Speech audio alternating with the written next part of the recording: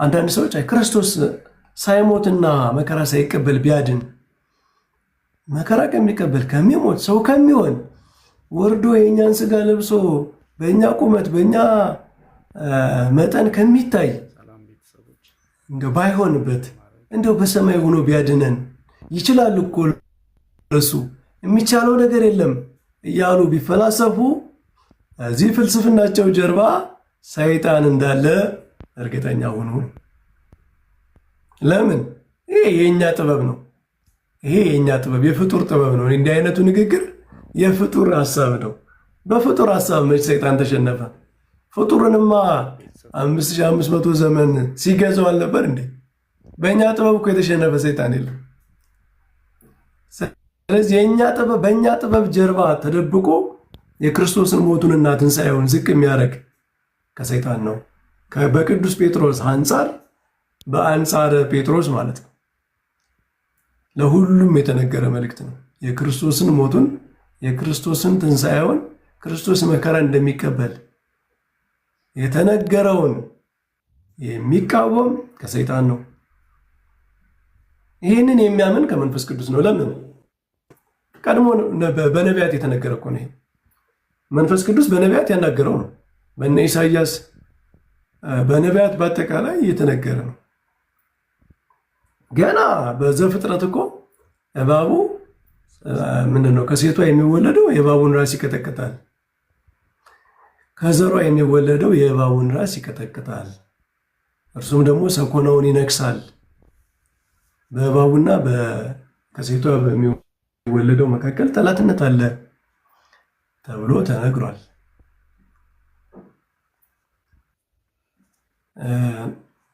የነ ይስሐቅ ታሪክ የመስዋዕትነት ታሪክ በይስሐቅ ፈንታ የገባው በግ የክርስቶስ ምሳሌ ነው። በነቢያት በአምሳል በአጠቃላይ ነቢያት ሁሉ ትንቢት የተናገሩለት ነው።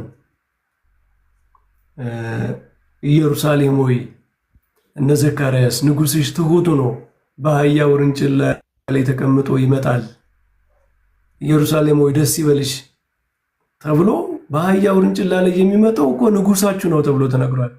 በአህያ ውርንጭላ ላይ ስለመጣ ትሑት ስለሆነ ራሱን ዝቅ አድርጎ ስለመጣ ንጉሥ ያልሆነ እንዳይመስላችሁ ተብሎ በነቢያት በመንፈስ ቅዱስ ተነግሯል። ከዚህ የሚቃወም ነገር የሚናገር ሰው ከሰይጣን ነው ማለት ነው።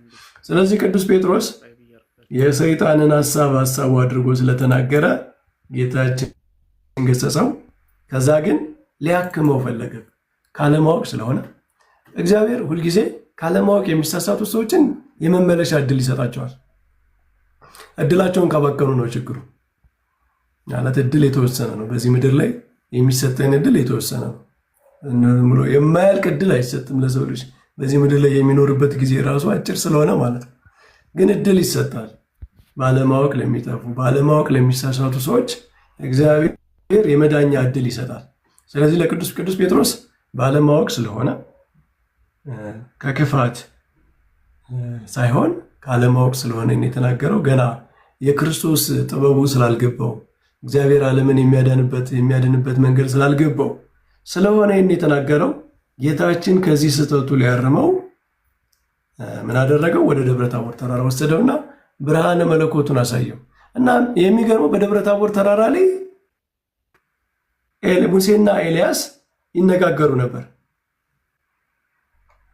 ምንድን ነበር የሚነጋገሩት? ስለ መውጣቱ ይላል። በኢየሩሳሌም ስለሚገጥመው መከራ ነው የሚነጋገሩ የነበረው ማለት ነው። ስለዚህ በክብሩ ውስጥ እንግዲህ በደብረ ታቦር ክብሩ እየተገለጠ በክብሩ ውስጥ የመከራውን ነገር ሰማ ማለት ነው። ቅዱስ ጴጥሮስ ክርስቶስ በከበረበት ክብሩ ብርሃነ መለኮቱ እየታየ የመከራውን የሞቱን ነገር ግን ሰማ። ስለዚህ የክርስቶስ መከራና ሞቱ ከክብሩ ጋር የሚጣረስ አይደለም ማለት ነው። እንደውም ክብሩ ነው። በኋላ ቅዱስ ዮሐንስ አፈወርቅ ምንድን ነው የሚለው?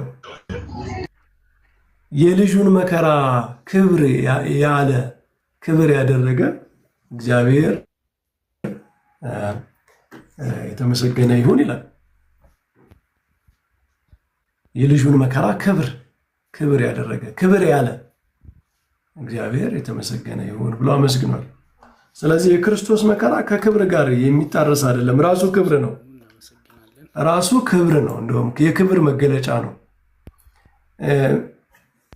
ምንድነው የሰው ልጅ የለመደው ክብር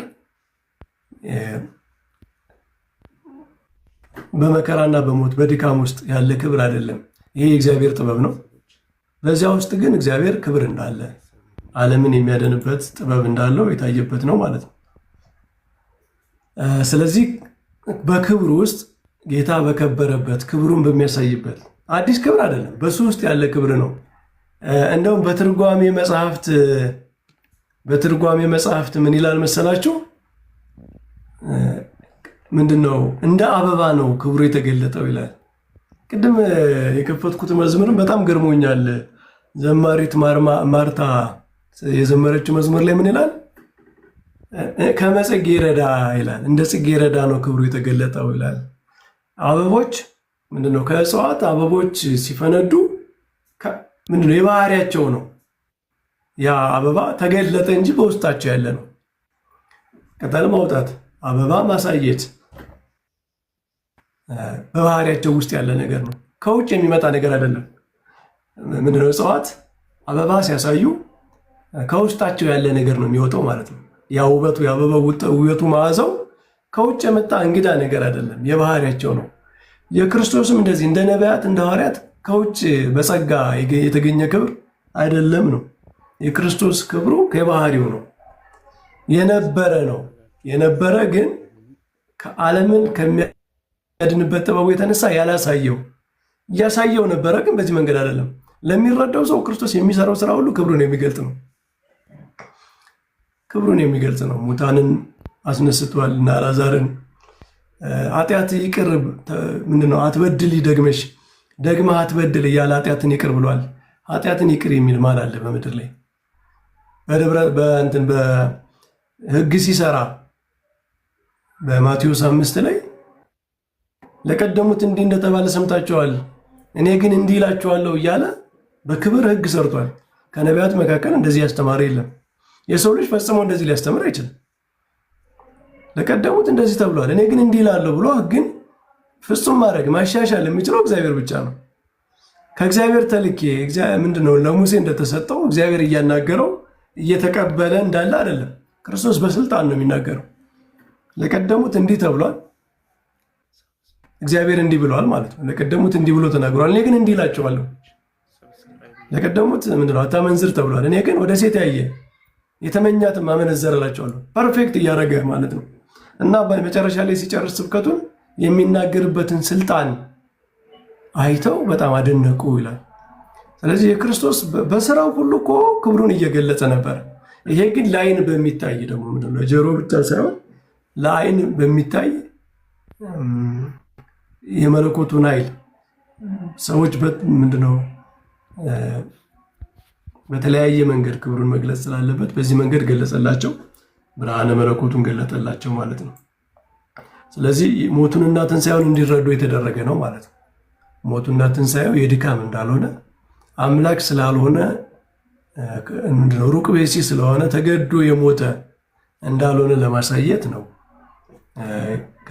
የሞቱንና የመከራውን ነገር ነግሯቸው በደብረ ታቦር ተራራ ብርሃነ መለኮቱን አሳይቷቸው ወደ መከራው ሄደው ማለት ነው።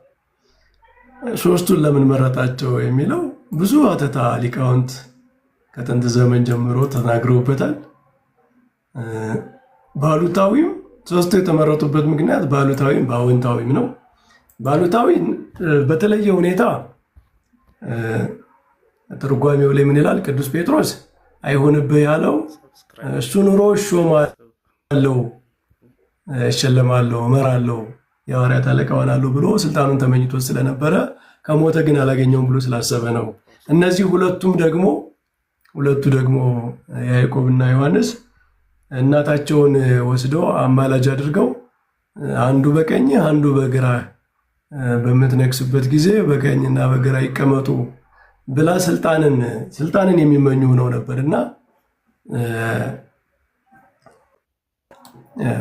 ምድራዊ መንግስት እንዳልሆነ መንግስቱ ምድራዊ እንዳልሆነች ለማሳየት እነሱ ለማረም ነው የሚል አለ። ደግሞ በሌላ በአዎንታዊ ደግሞ ምንም እንደዚያ ቢሉ ክርስቶስን ከእውነት የሚወዱ ነበሩ። ግን ቅዱስ ጴጥሮስም ክርስቶስን በጣም የሚወድ ነበረ። ቅዱስ ዮሐንስም ያዕቆብም ይህንን ያሉት ስለሚወዱት ነው። በቀኙና በግራው እንኳን ለመቀመጥ እስከ መፈለግ የደረሱት የክርስቶስ መለየት ስለማይፈልጉም ነው። ስለዚህ በአሉታዊም በአዎንታዊም ሊያክማቸው ነው። ሊያክማቸው፣ ሊያድናቸው፣ አስተሳሰባቸውን ሊቀይር ፈልጎ ነው የወሰዳቸው እንጂ በማዳላት አይደለም።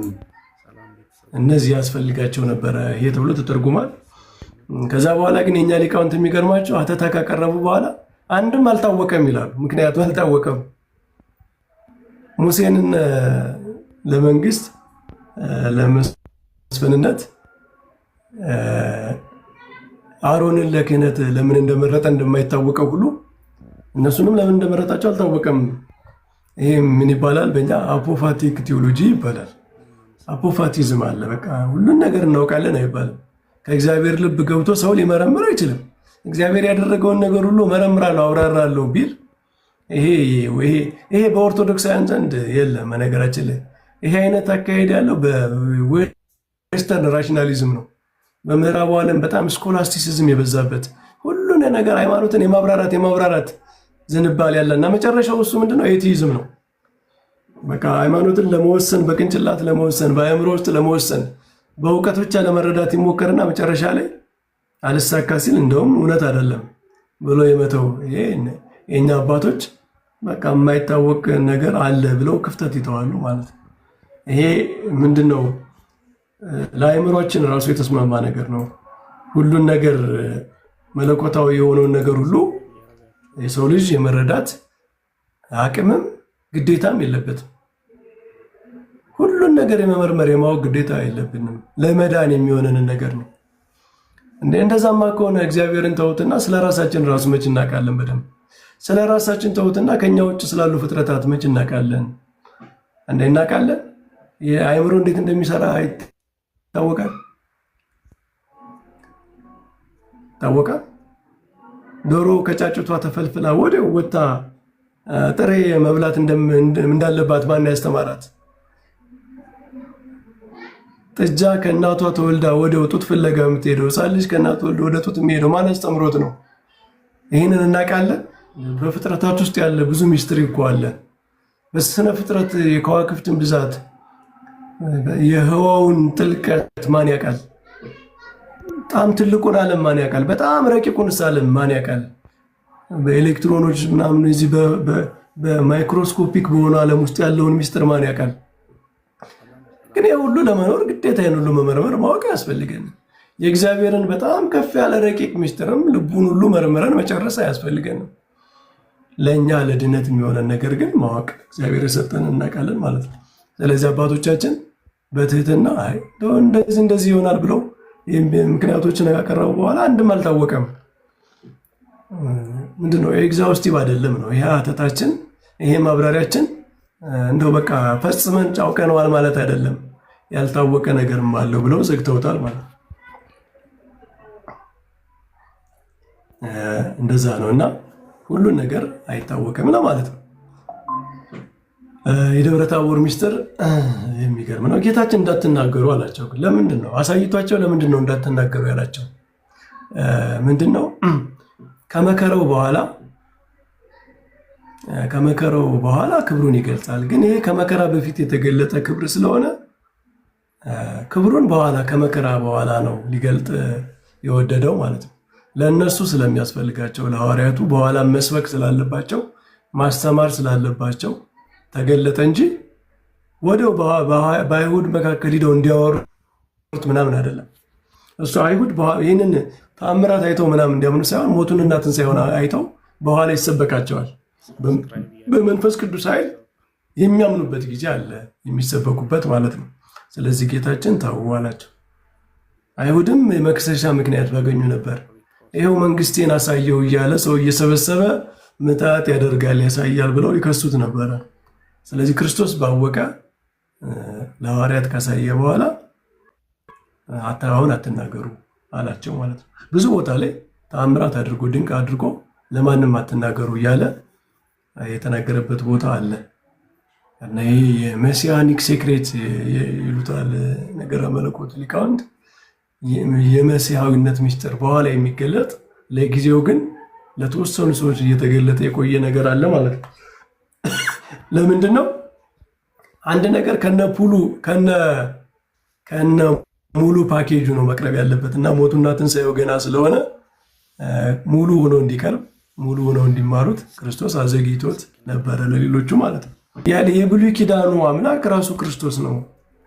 ሁለትነት የለም፣ ዱዋሊዝም የለም ብሎ የተናገረውን ቤተክርስቲያን በምስጋና አምጣ ዘወሀበ ሕገ ለሙሴ ዘቀደሰ ክህነቶ ለአሮን ዘቀቦ ለዳዊት ቅብአትን ቢቶ መንግስት ዳዊትን የመንግስትና የትንቢት ቅባት የቀባው ዘበነቢያት አስተንፈሰ ከመ ያስምዕ ቃሎ ለሕዝብ በነቢያት የተናገረ ቃሉን ያሰማ በወገኖቹ በነቢያት በኩል ያሰማ እያለ መላእክት የሚያመሰግኑት ነቢያት ትንቢት የተናገሩለት ሐዋርያት የሰበኩት ራሱ አንዱ አምላክ ነው ብሎ የተናገረው በደብረ ታቦር ተራራ ላይ ተገልጧል።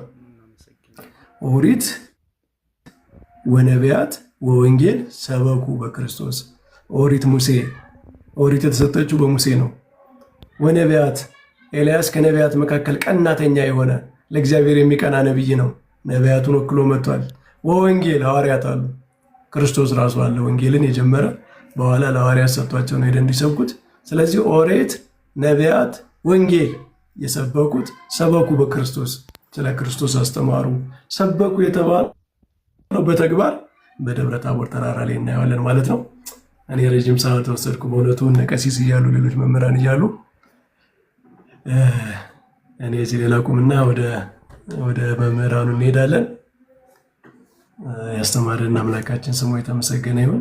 ደብረ ታቦር በጣም ትልቅ በዓል ስለሆነ እንደው እንዘክረው እንነጋገርበት ብዬ ነው።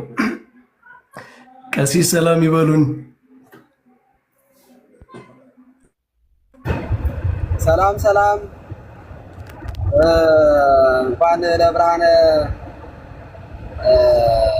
መለኮት ወይንም ደግሞ ለበዓለ ደብረ ታቦር በሰላም በጤና ጠብቆ አደረሰዎት። መምህራችን መምህር በረከት ቃለ ሕይወት ያሰማልን፣ እድሜና ጤና ይስጥልን። እንዴት ነው እንጠብቅ ወይንስ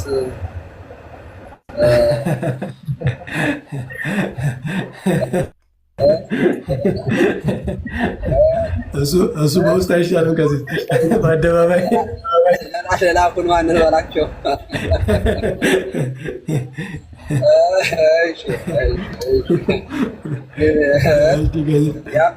በጉጉት እንጠብቃለን። ከዚህ የሚመች ቦታ አይደሉም እንጂ እንደውም እዚህ ይህንን ቅዱስ የሰዓታት ቅዱስ አንድ ሁለቱን ይሉት ነበር፣ ግን ድምፅዎትን ስሰማ የሚመች ቦታ አይደሉም። እውነት ለመናገር እንግዲህ በኋላ ጊዜም ስለሌለ በዚህ የሆነሽ ነገር ልበል ማመን። እሺ ይበሉ። ከዚህ እየነዳሁ ነው ብዙም ስለማልቆይ ወደ ስራ ስለምገባ። የሚገርሙት ስንቱን ነገር ነው ያነሱት። በጣም ብዙ ነገር ነው ያነሱ እኮ በጣም ብዙ እና የሆነ የሚፈነቅል ነገር አለው ሀሳቡን ሲያነሱት። ይሄ ቅኔ ተማሪ ያለ እንደው ቅኔ በደንብ ይሄ ሰምና ወርቁ ሲገባው የሚዘርፍ የለም እና አንዳንዴ ይሄንን እንትኔን ሁሉ ህይወቴን ልከፍት ሁሉ ያሳስበኝ ነበርና በጣም የሚገራርሙ ምስጢር የሆነ ትምህርት ነው ያስተማሩ እና አይውሽ እኔ ለምን እንደሆነ ኦርቶዶክሳውያን እንደው ፕሊስ መምህር በረከት ሲያስተምሩ እንደው ቁጭ ብላችሁ ብትማሩ ጥሩ ነው። የእውነቴን ነው፣ ትጠቀማላችሁ። እኔ እንደምታውቁኝ ደረቅ ነኝ። ማስተባበል ምናምን የማይሆን ነገር መናገር አልወድም እና የማይመስለኝ ነገር አይመስለኝም። በቃ በግልጽ የመናገር ችግር እንደሌለብኝ ታውቃላችሁ። እና መምህር በረከትን እኔ እዚህ ቲክቶክ ላይ ነው እኮ ያወቅኳቸው፣ ማለት በመጻፋቸው አውቃቸዋለሁ፣ ግን እና በተለየ ሁኔታ ነው የማያቸው። ዝም ብሎ ሁሉም ሰባኪ አይሆኑም። ሁሉም ቴዎሎጂ መምህር ስለሆነ ስለተመረቀ 3-4 ዲግሪ ስላለው የሚመጣ ነገር አይደለም። እኔ እርሶ ላይ የማየው በእውነት ለመናገር ይሄ የድካም ውጤት ነገር አዎ ደክመዋል በሜሪቱ ግን እንደዚህ አይደለም። እኔ የተለየ ጸጋ ነው የማይቦት እና የሚረዱበት መንገድ የሚገልጹበት መንገድ እኔ በጣም ሰባኪ ደግሞ መራጭ ሰው ነኝ። በጣም መርጬ ነው የምሰማ ከድሮም ጀምሮ ባይዘይ ከድሮም ጀምሮ እንደው ዛሬ ላለሁበት በጣም ማንበብ ብቻ ሳይሆን በጣም ጥሩ ሰባኪ አፍቃሪም ወዳጅም ነኝ እና አዳምጣለሁ። በስነ ስርዓት ነው የምሰማ በጣም እና አንዳንዱ ጥቅሶች እንዲያውም እነዚያ የምወዳቸው መምህራን የሚጠቅሷቸው ጥቅሶች እኔ አንብቤ ካገኘው ጥቅስ ይልቅ ምዕራፍ ቁጥሩን የማረሳው የእነዚያን ሰዎች ድምፅ ሳስታውስ ነው። እና መምህር በረከት በጣም በረከታችን ናቸው። ትምህርት በተለይ በሚያስተምሩበት ጊዜ በደንብ አዳምጧቸው፣ በደንብ ስሟቸው፣ ተጠቀሙባቸዋላችሁ። እና እሳቸው ብዙ ሰው ኖረም አልኖረም ዋጋቸውን አያጡም። ምክንያቱም በሰሚዎቻችን ልክ አይደለም እግዚአብሔር ጸጋውን ሰፍሮ ወይንም ደግሞ ጽድቁን ሰፍሮ የሚሰጠው በድካማችን ባለን ቅናት፣ መንፈሳዊ ቅናት፣ እምነት ነው እና በጣም ብዙ ሰው 500፣ 600፣ 700 ሰው ይሄንን ስብከት ቢያዳምጥ አይውሽ በእውነት በጣም እና እንደዚያ ነው። በደንብ ተከታተሉ። እንደው አንድ ካነሱት ላይ ይገርማል። ይሄ የመልካ ስላሴ ነግሱን ቅድም ሲያነሱት ገርሞኝ ስላሴ ክሙ ስላሴ ሬሰኒ መካነ ድረ ተዋድኩ ሰዘ ስላሴው ብርሃነ ዮርዳኖስ ክሙ ዘ እስመ ኩለንታየ ሆነ ይሐስስ ዮርዳኖስ ሰማይተ ክሙ ይመነ ወይት ሜነ ወለታ ወርስ መታ ወራነ የሚለው ሲያነሱት ነበርና እንደው ደራሲው የሚገርም ነው እና ይሄ በሙሉ አገናኝቶ የሚናገረው እኔ ዮርዳኖስንም አልፈልግም ደብረ ታቦርም አልሻም አልመኘውም። ምክንያቱም ስላሴን በጥምቀት ለብሻለሁኝ ብርሃኑን ጸጋውን ክብሩን እና የዚያ ዮርዳኖስ ላይ ይሐስስም ዮርዳኖስ ሰማይ ተክሙ ያ ምስክርነትን የስላሴን አንድነት ሶስትነትን ዮርዳኖስን እዚያ ሄጄ መስማት አልሻውም። ደብረ ታቦርን መውጣት አልፈልግም። ምክንያቱም እኔ ደብረ ታቦር ነኝ። ምክንያቱም ከስላሴ ተወልጄ ብርሃኑን ስለለበስኩኝ ክርስቶስን ስለለበስኩት በጥምቀት ስለከበርኩኝ በመንፈስ ቅዱስ እኔ ብርሃን ነኝ። እኔ ራሴ በስላሴ ስለበራሁኝ ሌላ ብርሃን ፍለጋ አልሄድም ነው ቅኔ ነው። አሁን ይሄ ማለት ዮርዳኖስ ባህረ ዮርዳኖስ ላይ ማለት ያለውን ምስክርነት የወንጌሉን ቃል አይደለም አልፈልግም እያለ ያለው ደራሲው ግን እኔ ራሴ እኮ አንተሙ ብርሃኑ ለዓለም ብሎን የለ እንዴ ጌታ ራሱ እኮ እና እናንተ የዓለም ብርሃን ናችሁ ብሏል። የብርሃን ልጆች ብርሃን ነን እና ብርሃናት ነን። ስለዚህ የሚያነሳው ነገር እንዳነሱት የሰዓታቱ ምኑ እኛ ደግሞ ይሄ እንደሚያውቁት ደብረ ታቦር ለኛ የተለየ ነው። መምሪያ ቃሉ የደብረ ታቦርን በመላው ዓለም በቤተ ክርስቲያን ውስጥ በየትኛውም ደብር የሚዘክረው ተማሪ ነው።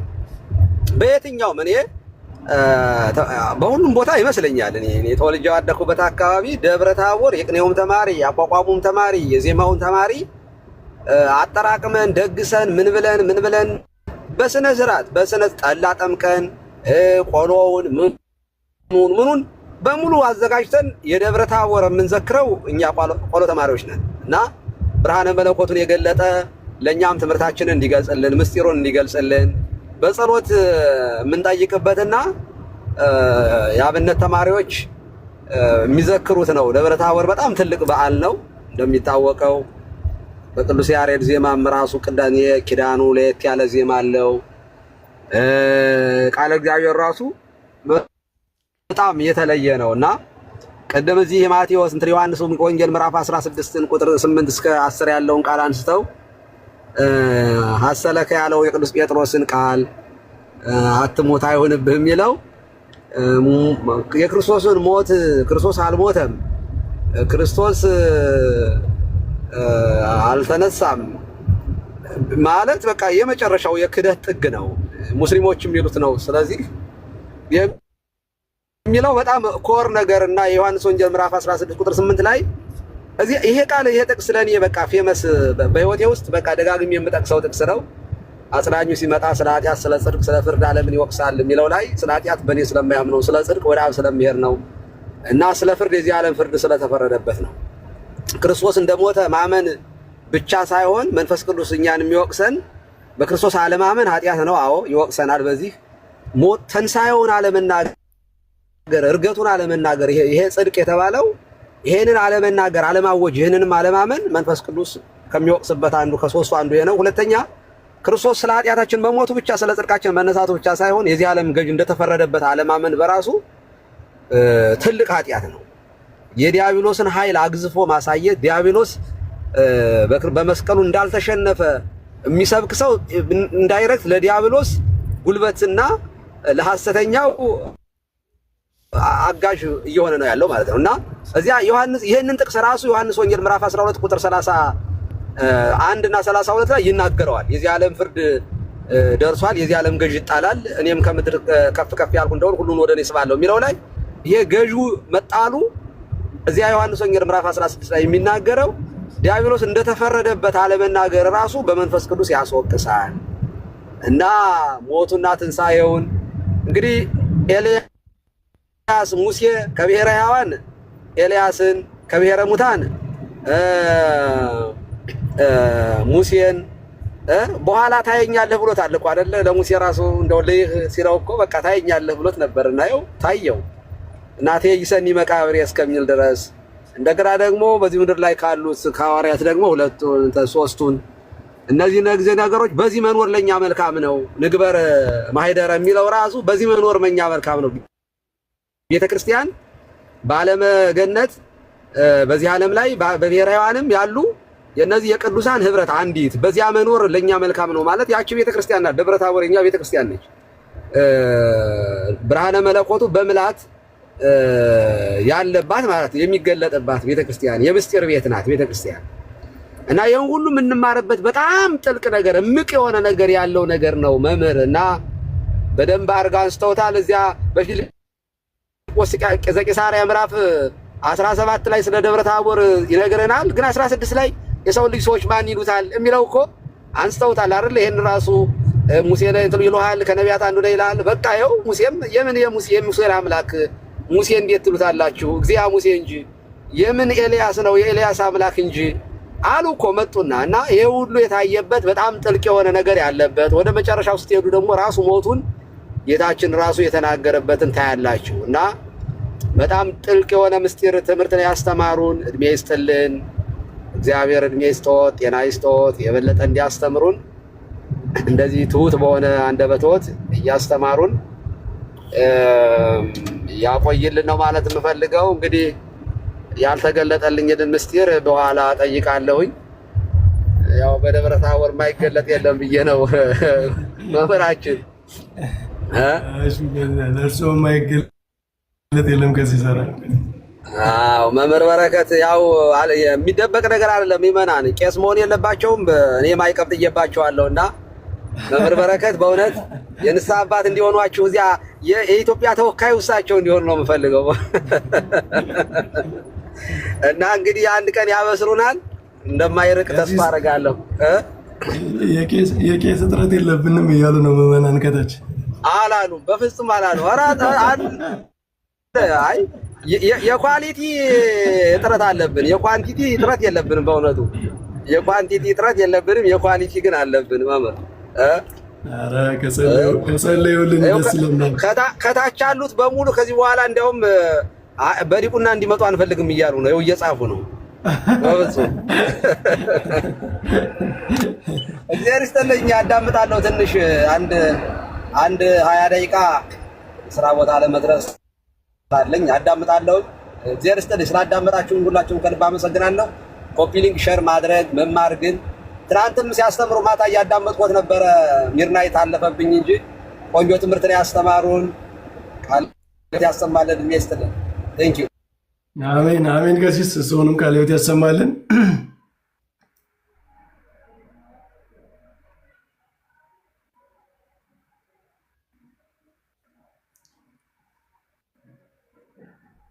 እሺ ዘሌ መምህር ዘላለም ጤና ይስጥልን፣ እንኳን አደረሰ።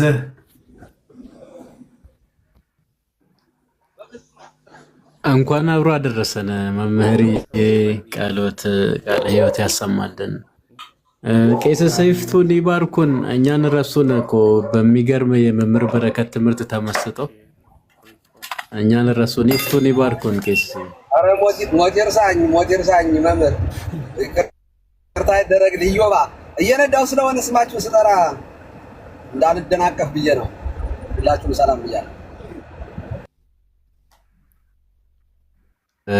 እሺ እናመሰግናለን መምህር ቃሎት ያሰሙ። ቅድም እንኳን መምህር ገብቼ የሆነ አስቸኳይ ነገር አጋጥሞኝ ተመልሼ የወጣውና በጣም ኔትወርክ መሰለኝ እኮ እንደውም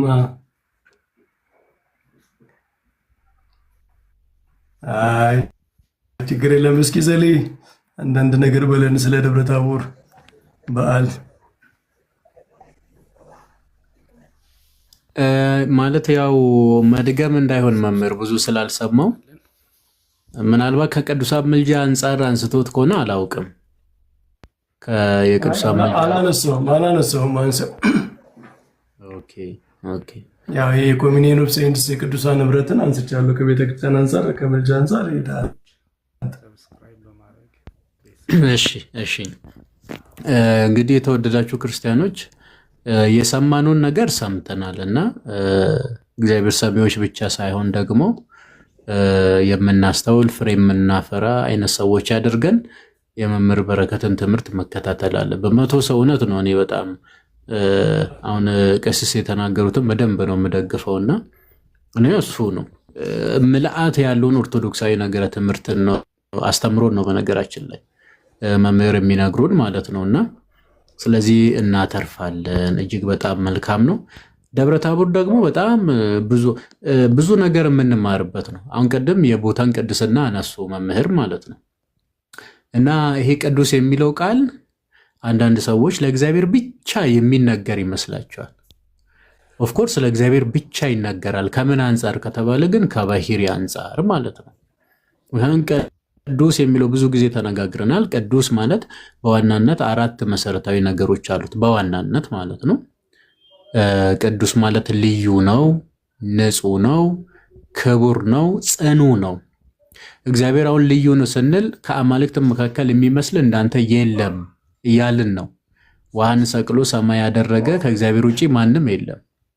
እኛን ከማዕፀን የሰራን ስነ ፍጥረቱን በመግቦቱ የማይተው ፈጣሪ ብቻ ሳይሆን መጋቢ ዓለማት ደግሞም ጠባቂም ነው። ኋላም ደግሞ ያለ ድካም የሚያሳልፍ አምላክ ነውና እንዳንተ አይነት ያለ ማንም የለም እያልን ነው ልዩ ስንል።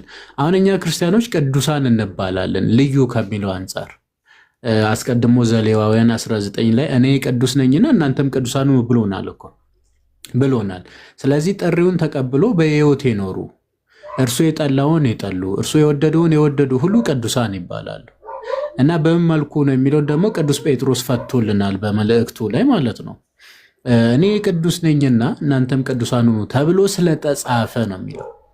የጠራችሁ ቅዱስ እንደሆነ እናንተ ደግሞ በኑሯችሁ ሁሉ ቅዱሳን ሁኑ ብሎ ቅድስና ለሰውም እንደሚቀጸል እንደሚነገር እንደውም ቅዱሳን እንሆን ዘንድ እንደተጠራን ነው መጽሐፉ የሚናገረውና አምላክም ይነገራል። እንግዲህ መድገም እንዳይሆንብን መምህር አንስቶ ሊሆን ይችላል እነ ሙሴን መዝሙር 81ን የሚገርማችሁ ነገር እግዚአብሔር በአማልክት መካከል ቆመ፣ በአማልክት መካከል ይፈርዳል ይላል። ይሄ ደግሞ የተወደደ አምላካችን ጌታችን ፈቶታል። ዮሐንስ ወንጌል ምዕራፍ 10 ቁጥር 32 ላይ መጽሐፍት ሊሻሩ አይቻላቸውም አለ። መጽሐፍት ሊሻሩ አይቻላቸውም የእግዚአብሔር ቃል የመጣላቸውን ቅዱሳን ብሎ ከጠራ ይላል። ማን ነው? አማልክት ናችሁ ካለ ነው። ይቅርታ የእግዚአብሔር ቃል የመጣላችሁን እናንተ አማልክት ናችሁ ካላቸው ነው የሚለው። አብ የቀደሰውን ወደ ዓለምም የላከውን እኔ አምላክ ነኝ ብል ምን አመጣባችሁ በማለት የእርሱና የአብ አንድነት በአምላክነት መሆኑን ተናግሯል።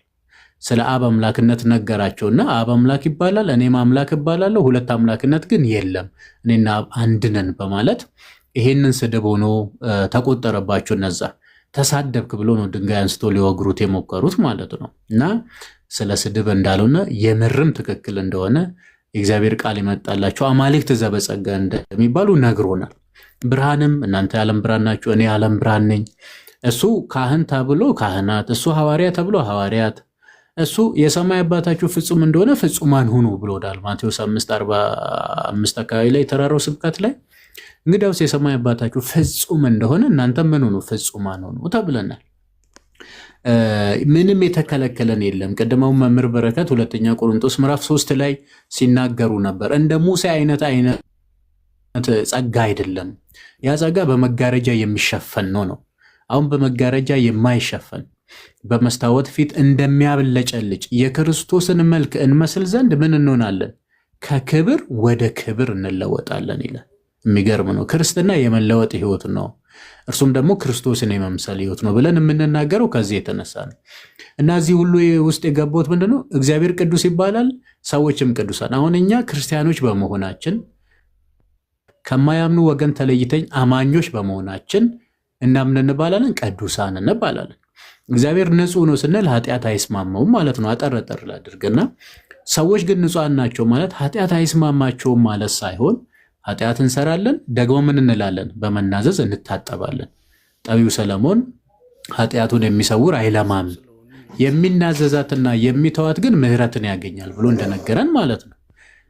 እግዚአብሔር ክቡር ነው፣ የማያከብሩት ክቡር ነው። እኛ ግን የልጅነት ክብርን ስላገኘን ነው፣ የአባቴ ብሩካን ስለተባልን ነው። እና ከዛ አንጻር ነው እግዚአብሔር ጽኑ ነው ማለት ድካም አይስማሙም፣ ሲፈጥርም ሲመግብም ሲያሳልፍም። እኛ ግን ምንድንን? ድኩማንን ግን ብርቱዎች እንሆናለን። ቅዱስ ጴጥሮስ በአንደኛ መልእክት ምዕራፍ 5 ቁጥር 10 ጀምሮ ስታነቡ ምን ብሎ ይናገራል? ለጥቂት ጊዜ መከራን ከተቀበላችሁ በኋላ ይላል እርሱ ራሱ ፍጹማን ንጹሐንና ጽኑዓን ያደርጋቸዋል ብሎ ነግሮናል። እኛና እግዚአብሔር ተባብረን የምንሰራ ስለሆነ አሁን ልመለስና መላእክት ቅዱሳን እንላለን፣ ሰዎች ቅዱሳን ይባላሉ። የቦታ ቅድስና እንዳለ አሁን መምህራችን ነግሮናል። ረጅም ተራራ ተብሎ ነው የሚታወቀው። መጀመሪያ ግን ጌታ ኢየሱስ ክርስቶስ ክብሩን ከገለጠበት ቦታ ምን ይሆናል? የተራራውም ስም ተቀየረ። ከየት ሰማ ዘላለም ያላችሁኝ ነው? ያው ከቅዱስ ጴጥሮስ ነው የሰማነውና የንዋያተ ቅዱሳን አሉ። ለእግዚአብሔር አገልግሎት የተለዩ ሁሉ ምን ይባላሉ? ቅዱሳን ንዋያት ተብሎ ተነግሯል። እንደውም ለዓለማዊ ነገር የሚጠቀም ሁሉ ይቀጣል። በዚህ በትንቢተ ዳንኤል ላይ አይታችሁ ከሆነ ማኔ ቴቄል ፋሬስ ካስታወሳችሁ ናቡከደነጾር ቤተ መቅደስን አቃጥሎ አጥሩን አፍርሶ ነዋያትን ወስዶ ነበረ እና እሱን ለመጠጫነት ሲጠቀም ነው እነሆ ማኔ ቴቄል ፋሬስ የሚል በቤቱ ግድግዳ ላይ ሲጻፍ አየ ማለት ነው። ከዛ ጅማቱ ተፈታ፣ ወገቡም ተላቀቀ፣ ተንቀጠቀጠ እና ነቢዩ ዳንኤልን አምጥቶ ነው ይሄ ማለት ማኔ ቴቄል ፋሬስ ነው። እግዚአብሔር መዘነህ ቃልህም ተገኘ እንደገና ንግስና ለሌላ የሚለውን ነገር የምናገኘው ማለት ነው። እና ስለዚህ አንደኛ ይህንን የቦታ ቅድስና እንዳለ መምህራችን ነገሩን ማለት መጽሐፍም ተናገር። አንድ ሁለተኛ ደግሞ እዛ ክፍል ላይ አሁን ብዙ የምነሱ ነገሮች አሉ። በእርግጥ ግን አሁን ከቅዱሳን ምልጃ አንጻር አሁን ለምሳሌ ብዙ ጊዜ በነገረ ምልጃ ላይ ስናነሳ ከተወደዱ ወገኖቻችን በምንፍቅናቸው ግን የምንጸየፍ ማለት ነው። ምንፍቅና የሚጸየፍ ልንጸየፍ የሚገባ ነገር እግዚአብሔርን መጥላት ማለት እጅግ በጣም የክህደት ሁሉ ክህደት ስለሆነ ማለት ነው።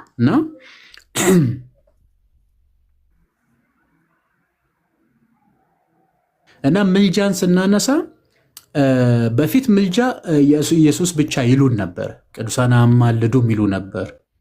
መጨረሻ ላይ መጽሐፉ በጽኑ በኃይል ድምፅ እያወጣ መናገር ሲጀምር አይ በምድር ሳለን እኮ አይደለም እነሱ እኛም እናማልዳለን፣ አንዱ ስለሌላው ይለምን ይጸልይ ተብሎ የለም ይላሉ። እሺ ከዛስ ከሞቱ በኋላ የሚል ደግሞ ያመጣሉ። ከሞቱ በኋላ ማማልዱ ለምንድን ነው ከተባለ ስለማያውቁ የሚል ነገር ነው የሚናገር። ብዙ ጊዜ አያውቁም የሚል ከእውቀት አንጻር ነው የሚያነሱት ማለት ነው። በእርግጥ በመጽሐፈ ጥበብ ላይ ምን ብሎ ያስቀምጣል? 3ኛ ቻፕተር ላይ በሞት ከዚህ ዓለም መለየታቸው ይላል ቅዱሳንን ለሌሎች ኃጢአትና ውርደት ሆኖ ተቆጠረባቸው ይላል፣ ለእነሱ ግን ክብር ነው ይላል። ራእይ ዮሐንስ ላይ አንብበናል። ከእንግዲህ በኋላ በክርስቶስ ኢየሱስ ወይም በጌታ ኢየሱስ የሚሞቱ ሁሉ ብፁዓን ናቸው፣ ከድካማቸው ያርፉ ዘንድ ስራቸውም ይከተላቸዋል ብለህ ጻፍ የሚል ቃል እናገኛለን። እና እረፍታቸው ነው። እንደ አረጋዊ ስምዖን አሰናብተኝ ነው እንጂ አሰንብተኝ ተኝ የሚባል ነገር የለም በክርስትናው ዓለም ማለት ነው። እና ወደ ጌታ መሄድ ከሁሉ የሚሻል መሆኑን ቅዱስ ጳውሎስም ስለነገረን እና ከእውቀት አንጻር ከሆነ በዚህ በማቴዎስ 17 ላይ በእርግጥ አያስቀምጥም፣ ሉቃስ 9 ላይ ነው የሚያስቀምጠው። ከጌታ ጋር ይነጋገሩ ነበር። ነፍሳት በአጸደ ነፍስ ሆኖ ይነጋገራሉ። አዎ ይነጋገራሉ። ያው እነ ሙሴ ሲነጋገሩ አይተን የለ። በጣም ጥሩ። ከዛስ የሚናገሩት ግን ስላለፈ ነገር ብቻ ሳይሆን መምህር እንደምታዩት ስለ ጌታ ኢየሱስ ክርስቶስ መከራ በኋላም ስለሚመጣው ክብር ይላል። ሉቃስ 9 ከቁጥር 30 አካባቢ ጀምረን ማንበብ እንችላለን። ማርቆስ 9፣ ሉቃስ 9 እና ማቴዎስ 17 ላይ ነው ታሪኩ ያለውና ስለዚህ እንደሚያውቁ የሚመጣውን ሁሉ መረዳት እንደሚችሉ ከምናይበት ከምንረዳበት የመጽሐፍ ቅዱስ ክፍሎችና እውነቶች አንዱ ይሄ መሆኑን በዚሁ ለመጨመር ያክል ነው መምህር። እና ኢቭን ቅዳሴን የሚቀድሱ ልዑካን መምህር የዚህ ላይ አሁን 5 አሉ አይደለም? ከብሉይ ኪዳን 2 አሉ፣ እነሱም ካገቡት ካላገቡት አሉ። ከአዲስ ኪዳን ደግሞ ዲያቆናቱን የሚወክሉ 3 አሉ፣ ካገቡት ካላገቡትም አሉ፣ ሁለቱም ቦታ ማለት ነው። ስለዚህ ቤተክርስቲያን በቅዱስ ጋብቻ ለሚጸኑትም በምንኩስና ወይም ደግሞ እንዲሁ በድንግልና ለሚኖሩትም ለሁለቱም ምናቸው ናት? ቤታቸው ናት ማለት ነው። ይሄንን ተረዱ። በጣም የሚገርም እኮ ነው። እና አንደኛ ይህንን እንይዛለን። ሁለተኛ ደግሞ ቤተክርስቲያንን ብቻ ሳይሆን መንግስተ ሰማያትም እንዲሁ ናት ለማለት ነው ክፍሉ ላይ የተቀመጠው። ሌላው ደግሞ በጣም የሚያስገርመው ነገር ደግሞ ምንድን ነው? አሁኑን የተናገርኩት ነው። እውቀታቸውን በተመለከተ እሱን እናያለን ማለት ነው። ሌላ ቅዱስ ጳውሎስ ኤፌሶን መልእክቱ ምዕራፍ 2 ላይ በነቢያትና በሐዋርያት መሰረትነት ላይ ታንጻቸዋል ነው የሚለው። እዛ ላይ ነቢያትም አሉ ሐዋርያትም አሉ። እነዚህ አንዱ ለአንዱ ይሄ ምንድነው አንዱ ለሌላው ያቀብላል። ለምሳሌ ነቢያት ምን አሉ? ይወለዳል፣ ይወርዳል፣ ያድነናል ብሎ ተናገሩ። የትንቢታቸው ማዕከል ሁሉ የክርስቶስ መምጣት ነው። ሉቃስ 24 ላይ ለኤማውስ መንገደኞች ሲናገር በሕግ በነቢያት በመዝሙራት ስለ እኔ የተጻፈው ብሎ እንደተናገረ ስለ እርሱ ነበር ሲሰብኩ የነበረው። ክንድህን ላክልን፣ ልጅን ስደድልን፣ ጽድቃችን እንደ መርገም ጨርቅ ሆነ፣ ሁላችን እንደ ቅጠል ረግፈናል፣ ንፋስ ወስዶናል፣ እንደ ቅጠል ወስዶናል፣ ኃጢአታችን እንደ ቅጠል ወስዶናል እያሉ ይጮሁ ነበር። እነ ዳዊት ደግሞ ከዚህ ከሚያስጨንቀው ሞት እድን ዘንድ እንደ እርግማን ክንፍን በሰጠን ይላሉ። ከሞት ፍርሃት በባርነት ይታሰሩ ለነበሩት ነፃነትን ይሰጣቸው ደግሞ ክርስቶስ ተገለጠ ማለት ነው። እና በምሬ ጊዜ አልውሰድ ቅዱስ ጴጥሮስ ባጭሩ ጠቅለል አድርጎ አንደኛ ጴጥሮስ ምዕራፍ 1 ቁጥር 10 ላይ እናንተ ይለናል፣ እኛን ክርስቲያኖችን ማለት ነው፣ እናንተ ስለምታገኙት ጸጋ ይላል። ጸጋው ደግሞ መዳን፣ ይህ መዳን ብሎ ገልጦታል ማለት ነው። አስቀድሞ ትንቢት የተናገሩት ነቢያት ይላል። ስለዚህ መዳን ተግቶ እየፈለጉ ይመረምሩ ነበር ይላል። እና በእነሱ የነበረው የክርስቶስ መንፈስ ደግሞ አስቀድሞ የክርስቶስን መከራ፣ ቅድም መምህር በረከት የክርስቶስ መከራ ክብሩ ነው አሉ። ብዙ ጊዜ የሰው ልጅ የሚከብርበት ሰዓት ገና ነው ስላልከበረ የሚል ቃል ታገኛላችሁ መጽሐፍ ቅዱስ ላይ። ግን ዕለተ ሐሙስ ማታ ላይ የሰው ልጅ የሚከብርበት ሰዓት ስለደረሰ ይላቸዋል። አያችሁ። እና ለካስ የኢየሱስ ክርስቶስ ክብሩ የሚገለጥበት ሰዓት መስቀሉ ነው። ሰማያት አፍ አውጥቶ ሲመሰክሩ አየና፣ ፀሐይ ጨለመች፣ ጨረቃ ደግሞ እነሆ ደም ለበሰች፣ ከዋክብት ረገፉ፣ የሙታንም የሕይወትም ጌታ መሆኑን ደግሞ ከ500 የሚበልጡ መቃብር ተከፈተና ይላል። እንደውም እዛ ክፍል ላይ በጣም ያስገርመኛል። ማቴዎስ 27 ቁጥር 54 ላይ መምህር እነሆ ካንቀላፉት ብዙ ቅዱሳን ይላል። ካንቀላፉት ብዙ ቅዱሳን ተነስቶ አዘሴም ታይም ደግሞ ኢየሩሳሌምም በቅድስት ሀገር በኢየሩሳሌም ለብዙዎች ታዩ ይላል። ኢየሩሳሌምም ቅድስት ይላል፣ ሰዎችንም ቅዱሳን ይላል፣ ተራራም ቅዱስ የሚል አገኘን። ተመልከቱ እዚህ ጋር ማለት ነውና ታዩና የሞትም የሕይወትም ጌታ ንጉሥ ገዢ ኢየሱስ ክርስቶስ ሲያስፈራራቸው የነበረውን ሞትን ጠርቆ እንዳስወገደላቸው እንደውም ቅድም ቄስስ ሲናገሩ ነበር። ቆላሴስ 2 ላይ ተቀምጧል እኮ በመስቀሉ ጠርቆ ከፊታችን አስወገደ ነው የሚለው። የተወገደ ጠላት እንጂ አሁን በኃይል በስልጣን ያሉ ጠላት የለም።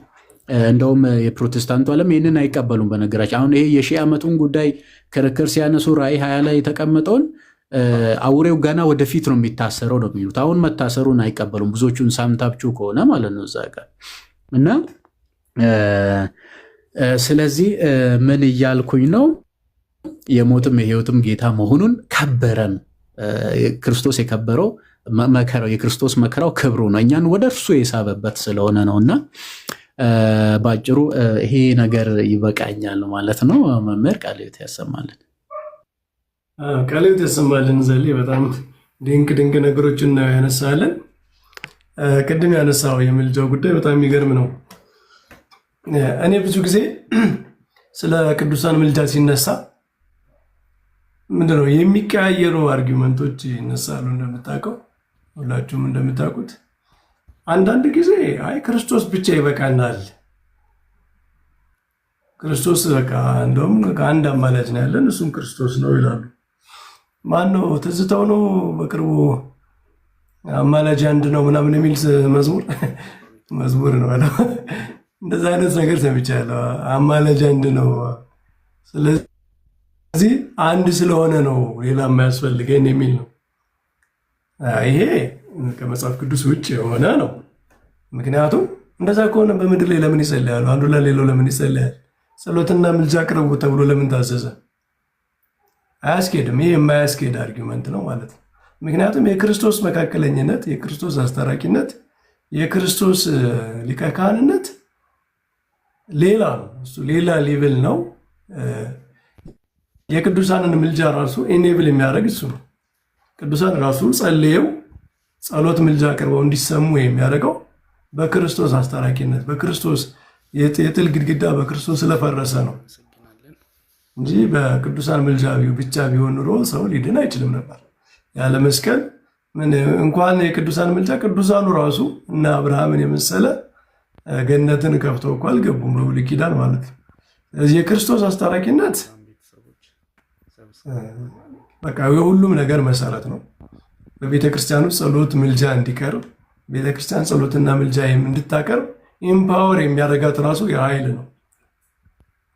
ኃይል የሚሰጣት በስሜ ብትጸልዩ አብ ይሰማቸዋል እኔም እሰማቸዋለሁ ብሎ የተናገረው ክርስቶስ በክርስቶስ ስም ነው። ቤተክርስቲያን የክርስቶስን ስም ሳትጠራ ጸሎትና ምልጃ ራሱ አታቀርብም። እሱ ሌላ ነው። ስለዚህ ይሄ አይሰራም ማለት ነው።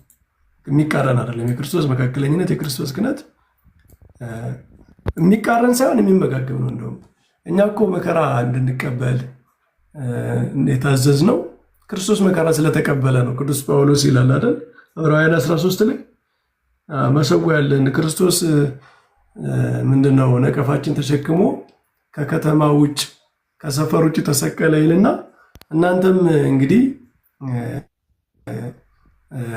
ምንድነው በዚህ የምትጸና መንግስት ሀገር የላችሁም፣ ተከተሉት፣ ነቀፋውን ይዛችሁ አብራችሁ መከራን ተቀበሉ ይላል። እና የክርስቶስን ፈለግ ነው የምንከተል እንጂ ክርስቶስ ስላደረገ እኔ አላደርግም የሚባል ክርስትና የለም። ክርስቶስ ስላስታረቀ አንተም ትጸልያለህ፣ ትለምናለህ እንጂ ይሄኔ አያስፈልግም አይባልም። ክርስቶስ በርን የከፈተልን ነው፣ አያስኬድም። ሁለተኛው ግን ይሄ መቻል ያለ መቻል ጉዳይ ይነሳል። ቅድም ዘለ ያልከው ለምሳሌ ያውቃሉ ያውቁም፣ እሺ የቅዱሳንን ምልጃ እንቀበል፣ ግን ስለማያውቁት ነገር እንዴት ሊጸሉ ይችላሉ?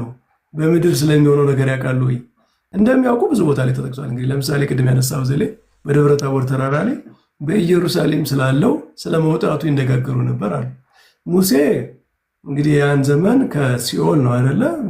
በእደ እግዚአብሔር ቢጠበቁም ነፍሳት በሲኦል በእግዚአብሔር ጥበቃ ውስጥ ነው፣ ግን በሲኦል ውስጥ ነው። ኤልያስ ከብሔረ ሕያዋን ነው። በምድር ላይ ክርስቶስ ስላስተማሩ ትምህርት የተሰሙ። ስለዚህ እነሱ የሚያውቁት ነገር አለ ማለት ነው። ለእነሱ እግዚአብሔር ኮሚኒኬት የሚያደርገው እውቀት አለ ማለት ነው። ሲጀመር ይሄ በጣም የቤዚክ ትምህርት እኮ ነው። ሰው በቅድስና ደረጃ ሲሆን በጣም ኦርዲነሪ ከሆነ እውቀት ከፍ ያለ እውቀት ያውቃል የሚለው ትምህርት ቅዱስ ጳውሎስም ተናግሮታል። አሁን ከእውቀት ከፍዬ አውቃለሁ፣ በኋላ ግን እኔ እንደታወቅኩ አውቃለሁ የሚጨምር እውቀት አለ ማለት ነው። የሰው ልጅ እውቀት በጣም ናቹራል በሆነው መንገድ ብቻ የሚቀጥል አይደለም። ይሄ ፍጥረታዊ ሊሚቴሽናችን በቃ በዚሁ ልክ ነው የሚቆይ እኮ የሚል ትምህርት የለም። ቅዱሳን እየበቁ ሲሄዱ ከእውቀት እየጨመሩ ነው የሚሄዱት። ከእውቀት እየጨመሩ ነው የሚሄዱት። የክርስቶስ እውቀት መንፈስ ቅዱስ ባደረባቸው ልክ እውቀታቸው እየሰፋ እየጨመረ ነው የሚሄደው። እውቀት የሚያድግ ነው ከቅድስና ጋር ማለት ነው። ስለዚህ አያውቁም የሚለው አያስኬድም። ለምን? እውቀት እየጨመረ እንደሚሄድ መጽሐፍቱ ስለሚናገሩ ማለት ነው። እየጨመረ ከሄደ እስከምን ድረስ ነው የሚጨምረው? አሁን የዚህ ላይ ነው። እስከምን ድረስ ነው የሚጨምረው? እስከምን ድረስ ነው? እግዚአብሔር ለቅዱሳን እውቀት ይሰጣቸዋል፣ ይጨምርላቸዋል ስንል እስከምን ድረስ ነው የሚጨምርላቸው? ገደቡን ተሰጥቶናል፣ ተነግሮናል። አይ እስከዚህ ድረስ ነው ተብሎ ተነግሮናል? አልተነገረንም። እግዚአብሔር የፈለገውን ያህል እውቀት ሊሰጣቸው ይችላል ማለት ነው። በዚህ ዓለም ላይ ስለሚሆነው ነገር ምናምን ኦምኒሴንት ኦምኒፕሬዘንት ምናምን የሚለው ንግግር ለእግዚአብሔር የሚነገረው ከነገራችን ላይ ለዚህ ዓለም አይሰራም። ይህ ዓለም አንድ ሰው በዓለም ላይ የሚሆነውን ነገር ሁሉ ቢያውቅ ሁሉን አዋቂ ሆነ ማለት አይደለም። ዓለም ፋይናይት ነው። በዓለም ላይ ያለው ነገር ቦታውም እውቀቱም ሁሉም ፋይናይት ነው። የሚወሰን ነገር ነው። የማይወሰን በዚህ ዓለም ላይ ስለተደረገ እኔ የዚህን ዓለም እውቀት ሁሉ ጠቅልዬ ባቅ የሆነ በጣም ትልቅ የሆነ እውቀት ተሰጥቶኝ በምድር ላይ የሚሆነውን ነገር ሁሉ ባይ ሁሉን አዋቂ ሆንኩ ማለት አይደለም። ሁሉን የሚለው ቃል ከዚህ ዓለም ሁሉ የሚያልፍ ኢንፋይናይት የሆነ ነገር ነው። ይህ ዓለም ራሱ ውሱን ስለሆነ ማለት ነው።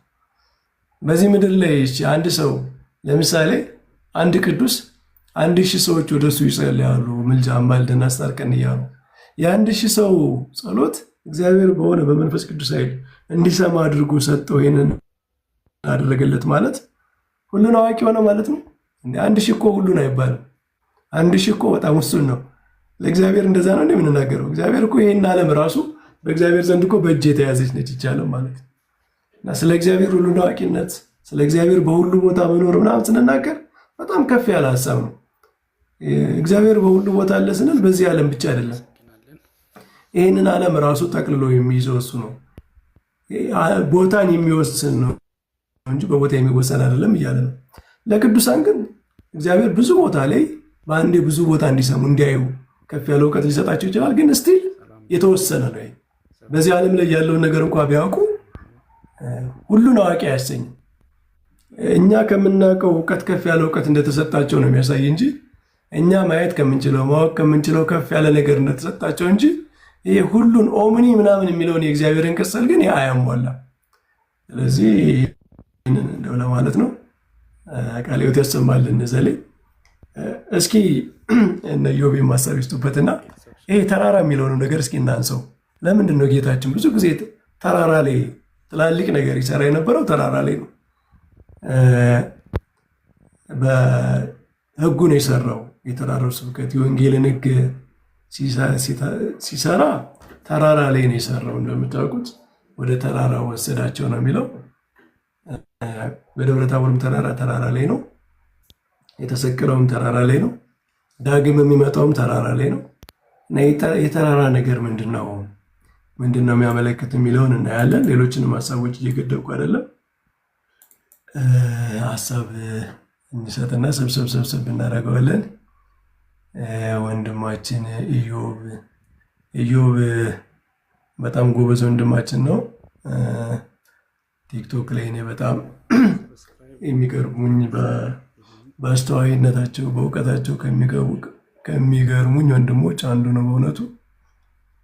ኢዮብ እንዴት ነህ? እንኳን አደረሰህ። እንኳን አብሮ አደረሰን። እንኳን አደረሳችሁላችሁ ነው። እንዴት ናችሁ? ሰላም ነን። በዓል እንዴት ነው? በዓል ያው እዚህ ውጭ እኮ ደስ አይልም፣ ግን ጥሩ ነው። ቲክቶክ ላይ ከእናንተ ጋር እያከበርን ነው። ማታ ቤተክርስቲያን ሄደን እንላለን። ነህና ደብረ ታቦር ከሚሉት መካከል ናቸው አይደል? እኛ ራሳችን ደብረ ታቦር ነው። በቨርቹዋሉ እንትን ብለህ ዘመናዊ 21ኛው ክፍለ ዘመን ደስ ይላል። እና ቃለ ሕይወት ያሰማል መምህር፣ ሁላችሁም ቃለ ሕይወት ያሰማል። ደስ ይላል በጣም እና እንትን የደብረ ታቦር ትራንስፊግሬሽን በጣም ብዙ ነገር ማውራት ይቻላል ስለሱ። ለሁሉም ነገር ቤዝ ሊሆን ይችላል። ድነት ራሱ ምን ማለት እንደሆነ ነገረ ሰብ እዛ ጋ የሰው መጨረሻው ሱታፌን ሊያሳየን ይችላል። ከዛም አልፎ አይኮኖግራፊያችንን እዛ ላይ እንትን ልንል እንችላለን። ክሪስቶሎጂያችን ተዋህዶ በደንብ የተገለጠበት ነው። ያለመጠፋፋት ለመቀላቀል እዛ ጋር የታየበት ታላቅ ሚስጥር ነው። በማቴሪያሉ ወርልድ እንዴት የማይታየው ሚስጥር ራሱ የመለኮት ብርሃን ራሱ እንዴት እንደሚገለጥ ያየንበት ነው። ኮንተምፕሌሽን እና እንትን መጽሐፍ ቅዱስ ላይ ራሱ ተራራ ላይ ወጥተው ከነ ሙሴ ጀምሮ እነ ኤልያስም ወደ ከፍታ እግዚአብሔርን ኮንተምፕሌት የምናደርግበት እግዚአብሔርን የምናገኝበት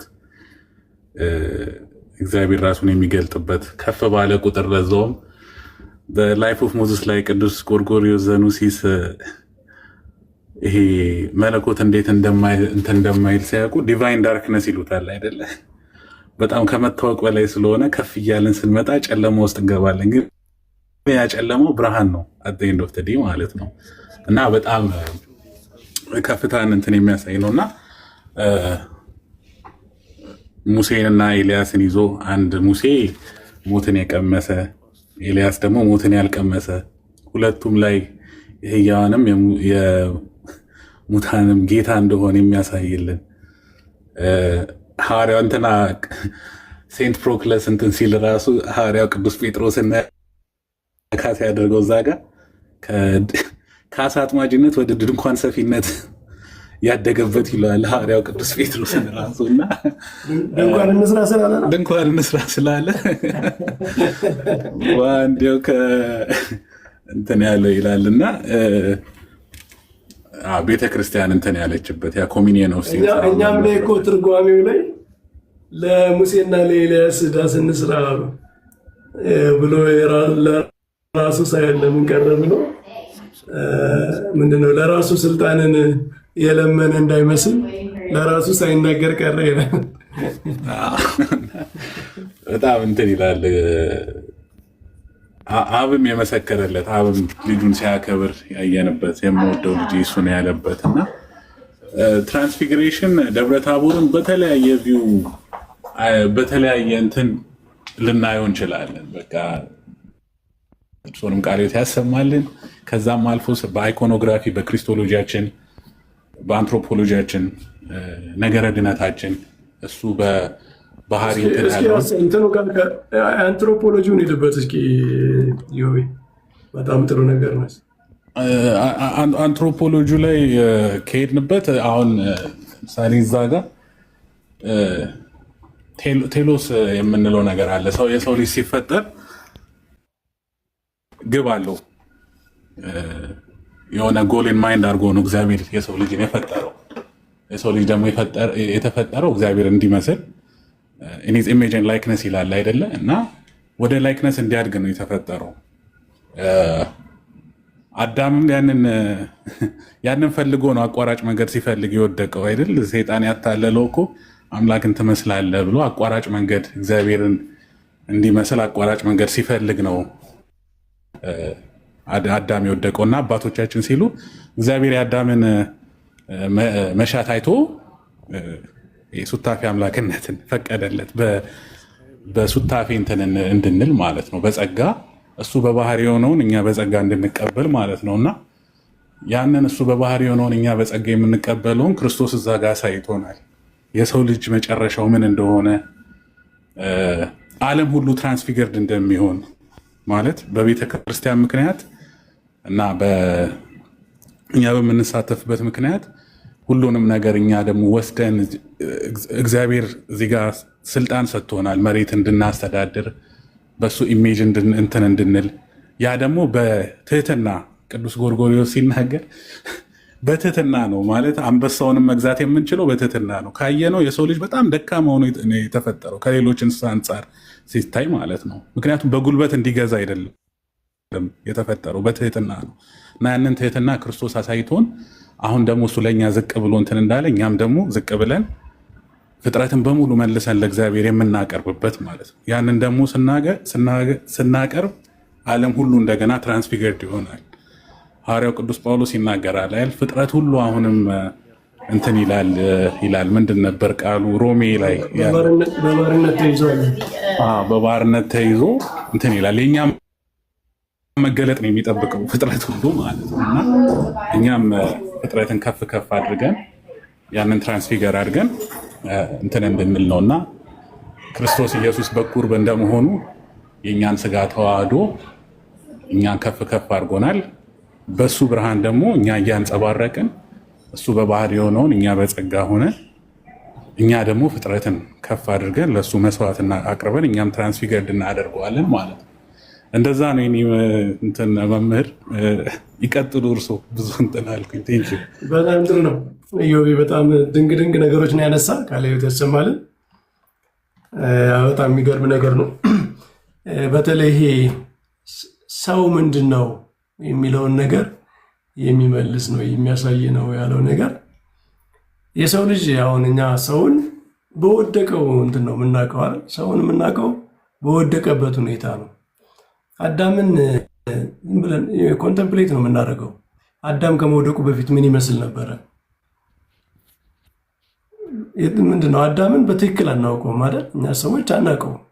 የመጀመሪያው አባታችን አዳምና ሔዋን በገነት ውስጥ በነበሩበት ጊዜ የነበራቸውን ክብር አናውቀውም። ለምሳሌ ብርሃን የለበሱ ነበሩ ይላል። ልብስ የማያስፈልጋቸው ብርሃን የለበሱ ስለነበሩ ነው። ብርሃን መልበስ ማለት ምን ማለት ነው? የሚገርም ነገር ተናግረዋል አባቶች። ቅዱስ ቄርሎስ ዘእስክንድርያ ምን ይላል? አዳም የማይቋረጥ እግዚአብሔርን ማየት ነበረው ይላል። እግዚአብሔርን ያለማቋረጥ ያይ ነበረ። በገነት ውስጥ ነው፣ በአይነ ልቦ ነው። እግዚአብሔርን ሳይቋረጥ ያይ ነበረ። ምንድን ነው እግዚአብሔርን ያለማቋረጥ ማየት ማለት ምን ማለት ነው? ፍጥረታት ሁሉ ለአዳም የሚገዙት ፈርተውት ምናምን አይደለም። በቃ ሰሚት ነበር የሚያደርጉለት። እነዚህ ክፉ የሚባሉት አውሬዎች ሳይቀሩ አዳምን ሳዩት እንደ ለማዳ ውሻ፣ ጌታውን እንደሚወድ ውሻ ነው መጥተው ከፊቱ ቁጭ የሚሉ የነበረው እና የአዳም ክብር፣ የአዳምና የሔዋን በገነት ውስጥ የነበራቸው ክብር በቃ አናውቀውም። እሱ የጠፋ ነው። አሁን የምናውቅበት አዲስ እድል የሰጠን ክርስቶስ ነው። ዳግማዊ አዳም ክርስቶስ በደብረ ታቦር ተራራ ላይ ብርሃነ መለኮቱን ሲገልጥ እሱ በባህሪ የሆነውን እኛ በጸጋ እንካፈለዋለን። እንደዛ እንከብራለን። እሱ እንደከበረ እኛ እንከብራለን። እሱ ከፍ እንዳለ እኛ ከፍ እንላለን። በተራራ ላይ ከፍ ብሎ እንደታየ ለእርሱ ፍጥረት ሁሉ እንደሚገዛለት በባህሪ ነው ለእሱ የሚገዛለት። ለእኛ ደግሞ በጸጋ ከእኛ በታች ያሉ ፍጥረታት በተፈጥሯቸው ከሰው በታች የሆኑ ፍጥረታት ለእኛ ይገዛሉ እና ይሄ ድንቅ ነገር ነው። የሰውን ክብር ከአዳም ውድቀት በኋላ የምናየው በክርስቶስ ነው። ክርስቶስን በማየት ነው ከዚህ በኋላ ክብራችን የምናየው ማለት ነው። የእኛ ስጋ ምን ያህል እንደከበረ እናያለን። በእግዚአብሔር ቀኝ ተቀምጧል። በደብረ ታቦር ተራራ ብርሃነ መለኮቱ መገለጡ ብቻ አይደለም እኮ የሚያስገርመን፣ በጣም ድንቅ ብርሃን ተገልጦ ክብሩን መቋቋም አቅቷቸው ማየት አቅቷቸው ሐዋርያቱ መውደቃቸው አይደለም እንዴ? የእኛ ስጋ በእግዚአብሔር ቀኝ ተቀምጧል እኮ በዙፋን ላይ ማለት ነው። እየተመለከ ነው። የእኛን ስጋ ከመለኮቱ ጋር አዋህዶት አንድ አድርጎት የእግዚአብሔር ስጋ የእግዚአብሔር ሰውነት ሆኖ ሰውነታችን ከብሮ የባህሪ ክብር ከብሮ በእግዚአብሔር ቀኝ ተቀምጧል። በኋላም በሕያዋንና በሙታን ላይ ይፈርዳል። በክበበ ትስብእት በእኛ ስጋ ነው መጥቶ የሚፈርደው ማለት ነው።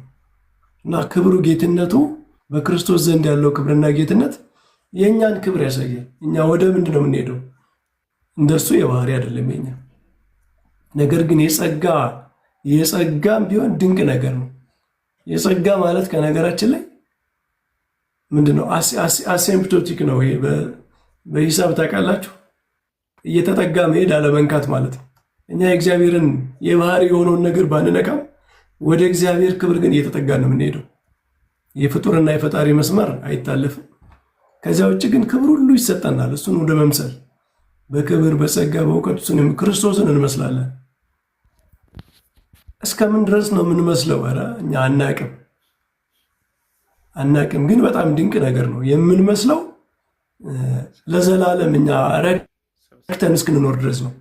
በተሰጠን ክብር አሜን ብለን አመስግነን ይሄ ቀረን ሳንል ምንድን አሁን በምድር ላይ እንደሚኖረን ጉድለት ሳይሰማን የሆነ ነገር ጎሎኛል ሳንል በክብር ላይ ክብር፣ በጸጋ ላይ ጸጋ፣ በእውቀት ላይ እውቀት፣ በደስታ ላይ ደስታ፣ በሰላም ላይ ሰላም ተሰጥቶን ነው የምንኖረው በመንግስተ ሰማያት ማለት ነው። ለዛ ቢያበቃን እግዚአብሔር ማለት ነው። ስለዚህ ያንን ክብር የምናየው በክርስቶስ ነው። በቀዳማዊ አዳም እሱ በኃጢአት ምክንያት ጠፍቶናል። በዳግማዊ አዳም በክርስቶስ ነው የምናየው። ክርስቶስን በማየት ክብራችን እናያለን። በደብረ ታቦር ተራራ ላይ የተገለጠው ይህንን ያሳያል የሚል ሀሳብ ነው አይደለ? ዮቤ ሀሳብ ግን ገልጬ ከሆነ በደንብ አሪፍ አድርጎ ቃሎት ያሰማል። በጣም አሜን። ሁላችንም ያሰማል። ቀጥሎ ማን ነው የገባው? አይ ቲንክ ፍጹም መሰለኝ አይደል? ይቀድማል። ያው እንግዲህ ጠቅለል እናደርጋለን በዓል ስለሆነ ብዙ እንደሌላ ጊዜ ብዙ አንቆይም። ፍጹም ሰላም ብለናል። እንኳን አደረሰ። አሜን። እንኳን አብሮ አደረሰን። ሁላችሁንም ሰላም ብያለሁ። እንኳን አደረሳችሁ። እንኳን አደረሰን። ቃለ ሕይወት ያሰማልን መምህራን ሁላችሁንም። በእውነት በጣም ግሩም በሆነ መንገድ ነው የተማማር ነው። ቀኑን ሙሉ ከቅዳሴውም ትላንት ከሰዓታቱ ጀምሮ ስንማርበት፣ ስንቀደስበት፣ እግዚአብሔርን ስናመሰግንበት እየቆየነው ነው። ድንቅ ነው። ሚስጥሩ ተነግሮ አያልቅም። አሁን ደግሞ ከመሸ በጣም እጅግ አድርገን በምንወደው መምህራችን መምህር በረከት በጣም ግሩም በሆነ አገላለጽ በጣም ደስ በሚል ትህትና በተላበሰ ድምፀት የነገረ የታቦር ተራራን ሚስጥር በደንብ አድርገን ተምረናል። እውነት ለመናገር እናንተ በደንብ እንዲህ አስረግጣችሁ ሚስጥሩን ከገለጣችሁ ካስተማራችሁ በኋላ ምንም ማለት የተማርነውን ማፍረስ ነው የሚሆነው። እኔ እውነት ለመናገር ምንም ማለት አልፈልግም። የተማርነውን በዝነ ልቦናችን ያሳድርብን፣ የበለጠ የምናፈራበት፣ የምንባረክበት፣ በሃይማኖታችን የምንጸናበት፣ በረከትን የምናተርፍበት ሚስጥር የተገለጠልንን አክብረን ተገልጦልን ለሌሎችም ብርሃን የምንሆንበትን ጸጋውን ያድለን ነው ምለው።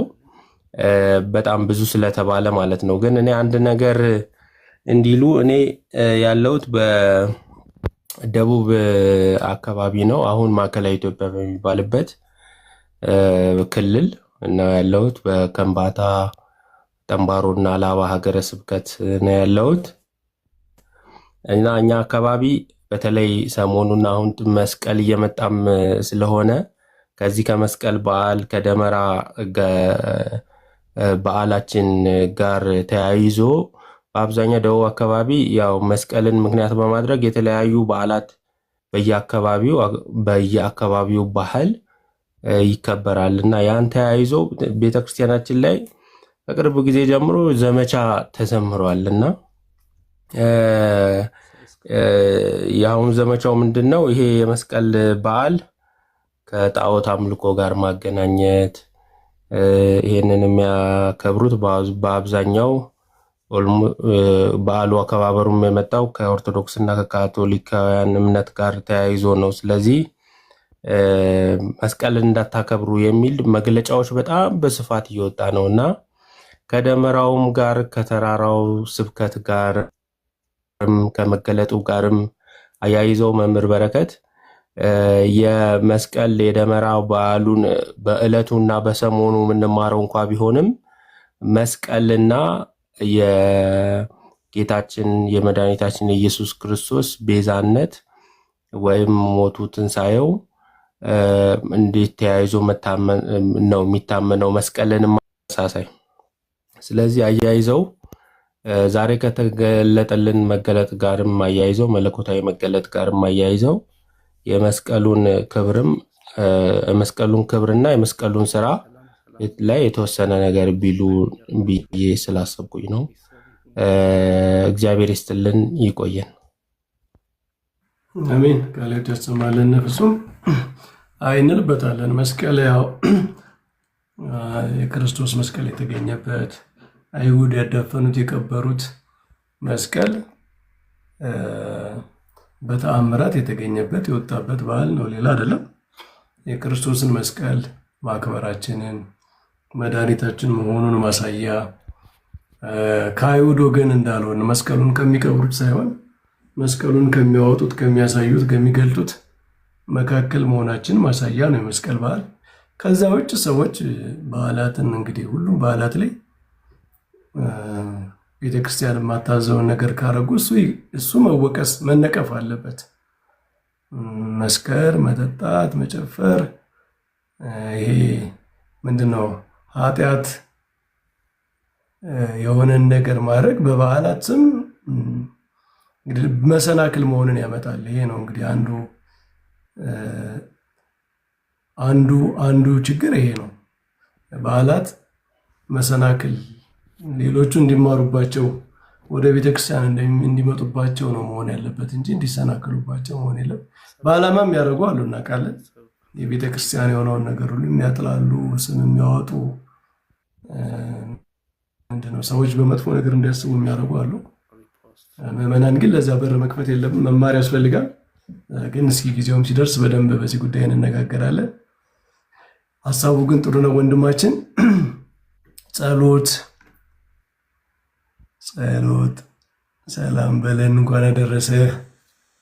እንኳን አደረሰው መምህር። ሰላም ብያለሁ። ታችም ያላችሁ ሁሉ ሰላም ነው መምህር።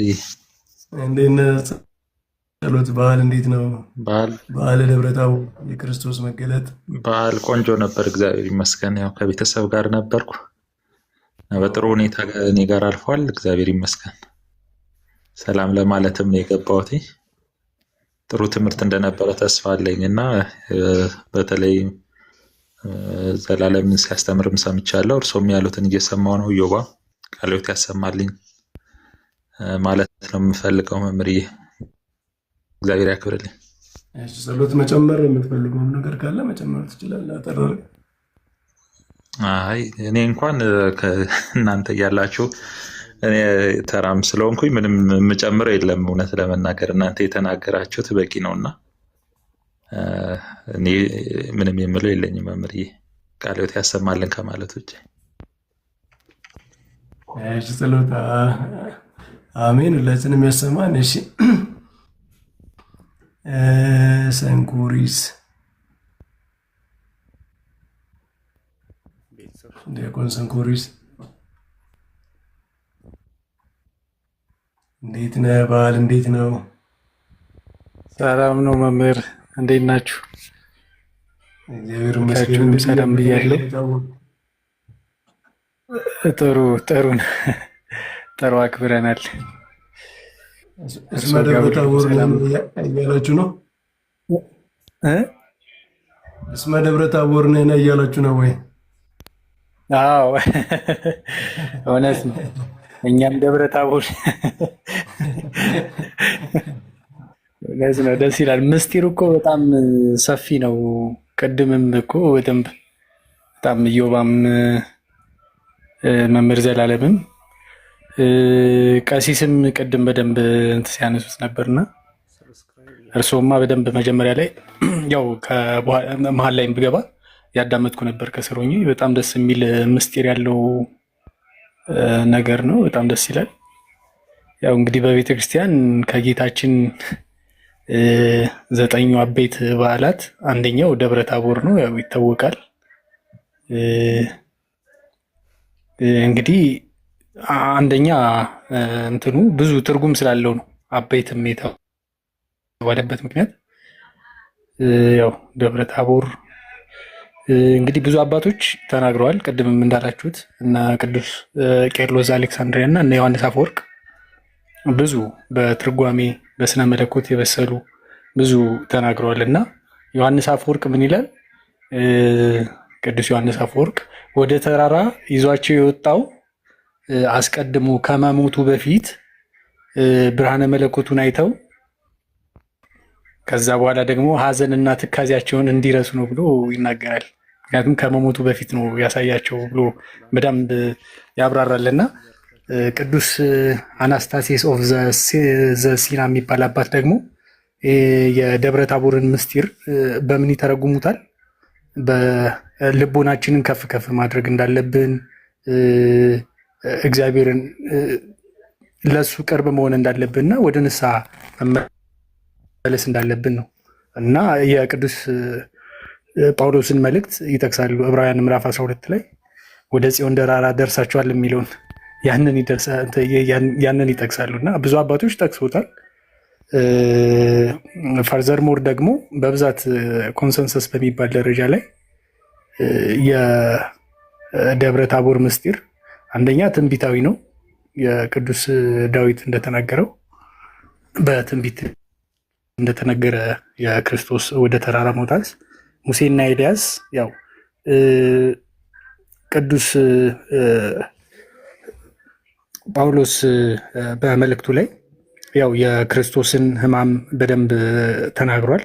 ነገር ግን አባቶች የጥንት አባቶች እንደሚሉት የክርስቶስን ሕማምና ሞት አስቀድሞ በተራራ ላይ ሆኖ ነግሯቸዋል። ያንንም የነገራቸው ያው ክርስቶስ ወደዚህ ዓለም የመጣው እንደሚሞት እንደሚሰቀልና የሰውን ልጅ ወደ ቀደመ ክብሩ ለመመለስ ስለሆነ እዛ ላይ በተራራ ላይ ያናገራቸው ወደ ቀደመ ክብራችን ተመልሰን የቀደመ የአዳም የመለኮት ብርሃን በአዳም ፊት ይበራ ነበር የሚለውን የቀደመውን ነገር ለማስታወስ ነው ብለውም ይናገራሉ። ምክንያቱም አዳም የመለኮት ብርሃን በአዳም ፊት ላይ ተገልጦ ይኖራል፣ ወይም አዳም ከመውደቁ በፊት ቢፎር ፎል ያንን ነገር ያስታውሳል ብለውም ይናገራሉ አባቶች እና ብዙ ትርጉም ያለው ነገር ነው። ግን በጣም ደስ ከሚለኝ ግን የሙሴና የኤልያስ መገለጥ እነሱ አይሁዶች ክርስቶስን የሙሴን ሕግ ይሽራል ብለው ነበር። ነገር ግን ክርስቶስ የሙሴን ሕግ አለመሻሩንና ኤልያስ ደግሞ ቀናተኛ ነቢይ ነው። ስለዚህ ደግሞ የአክዓብ ያው ጣዖትን ያስመልክ ስለነበር የአክዓብ ያመልከው የነበረውን ጣዖት አፍርሰው እውነተኛውን አምላክ እግዚአብሔር እንዲያመልኩ ያደረገ ታላቅ ነቢይ ስለሆነ ስለዚህ እሱ የሙሴና የኤልያስ አምላክ መሆኑን ለማመልከት ነው ብሎ ብዙ አባቶች የተናገሯሉ። በጣም ደስ የሚል ትርጉም አለው። በአጭሩ ይህንን ነው። ከበረከቱ ያሳትፋል። አሜን። ቃል ያሰማልን። በጣም የሚገርም ነገር ነው ያነሳው። ያው የእግዚአብሔር ቃል በጣም ብዙ ነገር ነው ተነግሮ ያልቅም። መምህራን ወንድሞች የሆነ ነገር በተናገሩ ቁጥር አዲስ ነገር የረሳነውን ነገር እናስታውሳለን እና የሚገርም ነገር አንስቷል። ሴንኮሪስ ክርስቶስን በሙሴ ሕግ ይከሱት ነበረ፣ ግን ሙሴ መጥቶ መሰከረ ማለት ነው። ሙሴ ራሱ ምንድነው ስለ ክርስቶስ እንደተናገረ ኦሪትና ነቢያት ስለ እኔ ተናግረዋል ያለው እንኳን ክርስቶስ የሙሴን ሕግ ሊያፈርስ ቀርቶ ሙሴ የመሰከረለት፣ ሙሴ የተናገረለት፣ ሙሴ ተስፋ ያስደረገው እሱ ነበረ የሚለውን ለመመስከር ሙሴ መጥተዋል የሚለው በጣም ድንቅ ነገር ነው። ኤልያስም ጣዖት ሲመለክ በእስራኤል ላይ በጣም የቀና ነቢይ ነው። ከነገራችን ላይ ክርስቶስም ጣዖታት በዓለም ላይ የጠፉ ከክርስቶስ መነሳት በኋላ ነው። ቅዱስ አትናቴዎስ አንድ መጽሐፍ ምንድነው ለጀንታይልስ የጻፈው አንድ መጽሐፍ አለ። ምንድነው የሚለው ርዕሱ?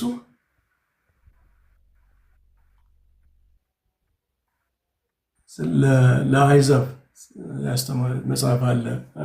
ኦን ዘ ኢንካርኔሽን እና አጌነስት ሄረሲስ አለ። ሶሪ አጌነስት አሪያንስ የሚል አለ። አሪዮሳውያን የተቃወሙበት አንድ ደግሞ ለጀንታይልስ ለአሕዛብ የጻፈው መጽሐፍ አለ። እነዛ ላይ ስለ ክርስቶስ ሲናገር ምንድን ነው የሚለው? ጣዖቶቻቸው የጠፉት በክርስቶስ ነው ይላል። ክርስቶስ ከእግዚአብሔር መሆኑን እንደምታውቁት በዓለም ላይ አስቸግረው የነበረው አይለው የነበሩት ጣዖታት በክርስቶስ መምጣት ነው የጠፉት። ጣዖት አምልኮን ያጠፋው ክርስቶስ ነው። በዚህ ኃያል አምላክ እንደሆነ ታውቃላችሁ። አጋንንት መሸነፋቸው መታወቂያው ጣዖታት የተሰባበሩት የጣዖታት ቤቶች ፈርተው ቤተክርስቲያን የሆኑት በክርስቶስ ነው ይላልና እነ ሙሴ እነ ኤልያስ የተጋደሉለት በአንድ አምላክ የማመን ጣዖታትን የመተው የተፈጸመው በክርስቶስ ነው እና ሙሴም ኤልያስም ምንድነው ወደ ክርስቶስ ነው የሚያደርሱት። ስለሱ ነው መጨረሻው ፍጻሜው እሱ ነው የሚለው ድንቅ ነገር ነው። ኦሪትና ነቢያትን ከነገራችን ላይ በክርስቶስ የማያምን ሰው ሊረዳቸው አይችልም። በክርስቶስ የማያምን ወንጌልን የማያምን ሰው ኦሪትና ነቢያትን መረዳት አይችልም። እንደውም አባቶች ምን ብለው ይመስሉታል መሰላችሁ? ኦሪትና ነቢያት ማለት በጣም ብዙ ትሬዠር፣ በጣም ብዙ ሀብት ያለው፣ በጣም ብዙ ድንቅ ነገር ያለው ግን የተዘጋ ቤት እንደማለት ነው እና ቁልፉ ክርስቶስ ነው። ብርሃኑ ክርስቶስ ነው። የክርስቶስ ብርሃን ሲበራ ነው የሚታየው ማለት ነው እና ኦሪትና ነቢያትን ከክርስቶስ አንጻር ወደኋላ ስናያቸው ብርሃን፣ ሁሉም ነገር ሚስጥራቸው ይገለጣል። የነ ሙሴ የነቢያት ንግግር ሁሉ የሚገለጠው በዛ ነው። አሁን አይደንቃችሁም? ሙሴ እግዚአብሔር ፊቴን አታይም ጀርባዬን ታያለህ አለው። የእግዚአብሔር ጀርባ ምንድን ነው? አሁን በክርስቶስ ለማያምን ሰው ይሄ ምን ይገባል? ግን ጀርባ ያለው ስጋዊው ነው። በኋላ ሙሴ አየው ማለት ነው። ሌላ የሚደንቅ ነገር ሙሴ እስራኤልን መርቶ ከባርነት ከግብፅ ባርነት መርቶ አውጥቶ እሱ ግን የተስፋዋን ምድር አልወረሰም። እንደውም ምንድነው በሩቅ ነው ተሳለማት ነው የሚለው አይደል? ኢየሩሳሌምን እኮ ሙሴ አላያትም። በኋላ ያሳያቸው እስራኤልን ያስገባቸው ርስት ያከፋፈላቸው ኢያሱ ነው፣ ሙሴ አይደለም። እና ይሄ አሁን በጣም የሚያሳዝን ታሪክ ነው። ከፈርዖን ጋር ስንት ተጋድሎ ስንት ተሰዶ በምድረ በዳ እስራኤልን የሚያህል አስቸጋሪ ሕዝብ መርጦ እግዚአብሔር ጋር ሲነጋገር ዘወር ሲል ጣዖት እያመለኩ ያገኛቸዋል። እግዚአብሔር ከሰማይ መና እያወረዳ እያበላቸው የግብፅ ዱባ ናፈቀን ይላሉ።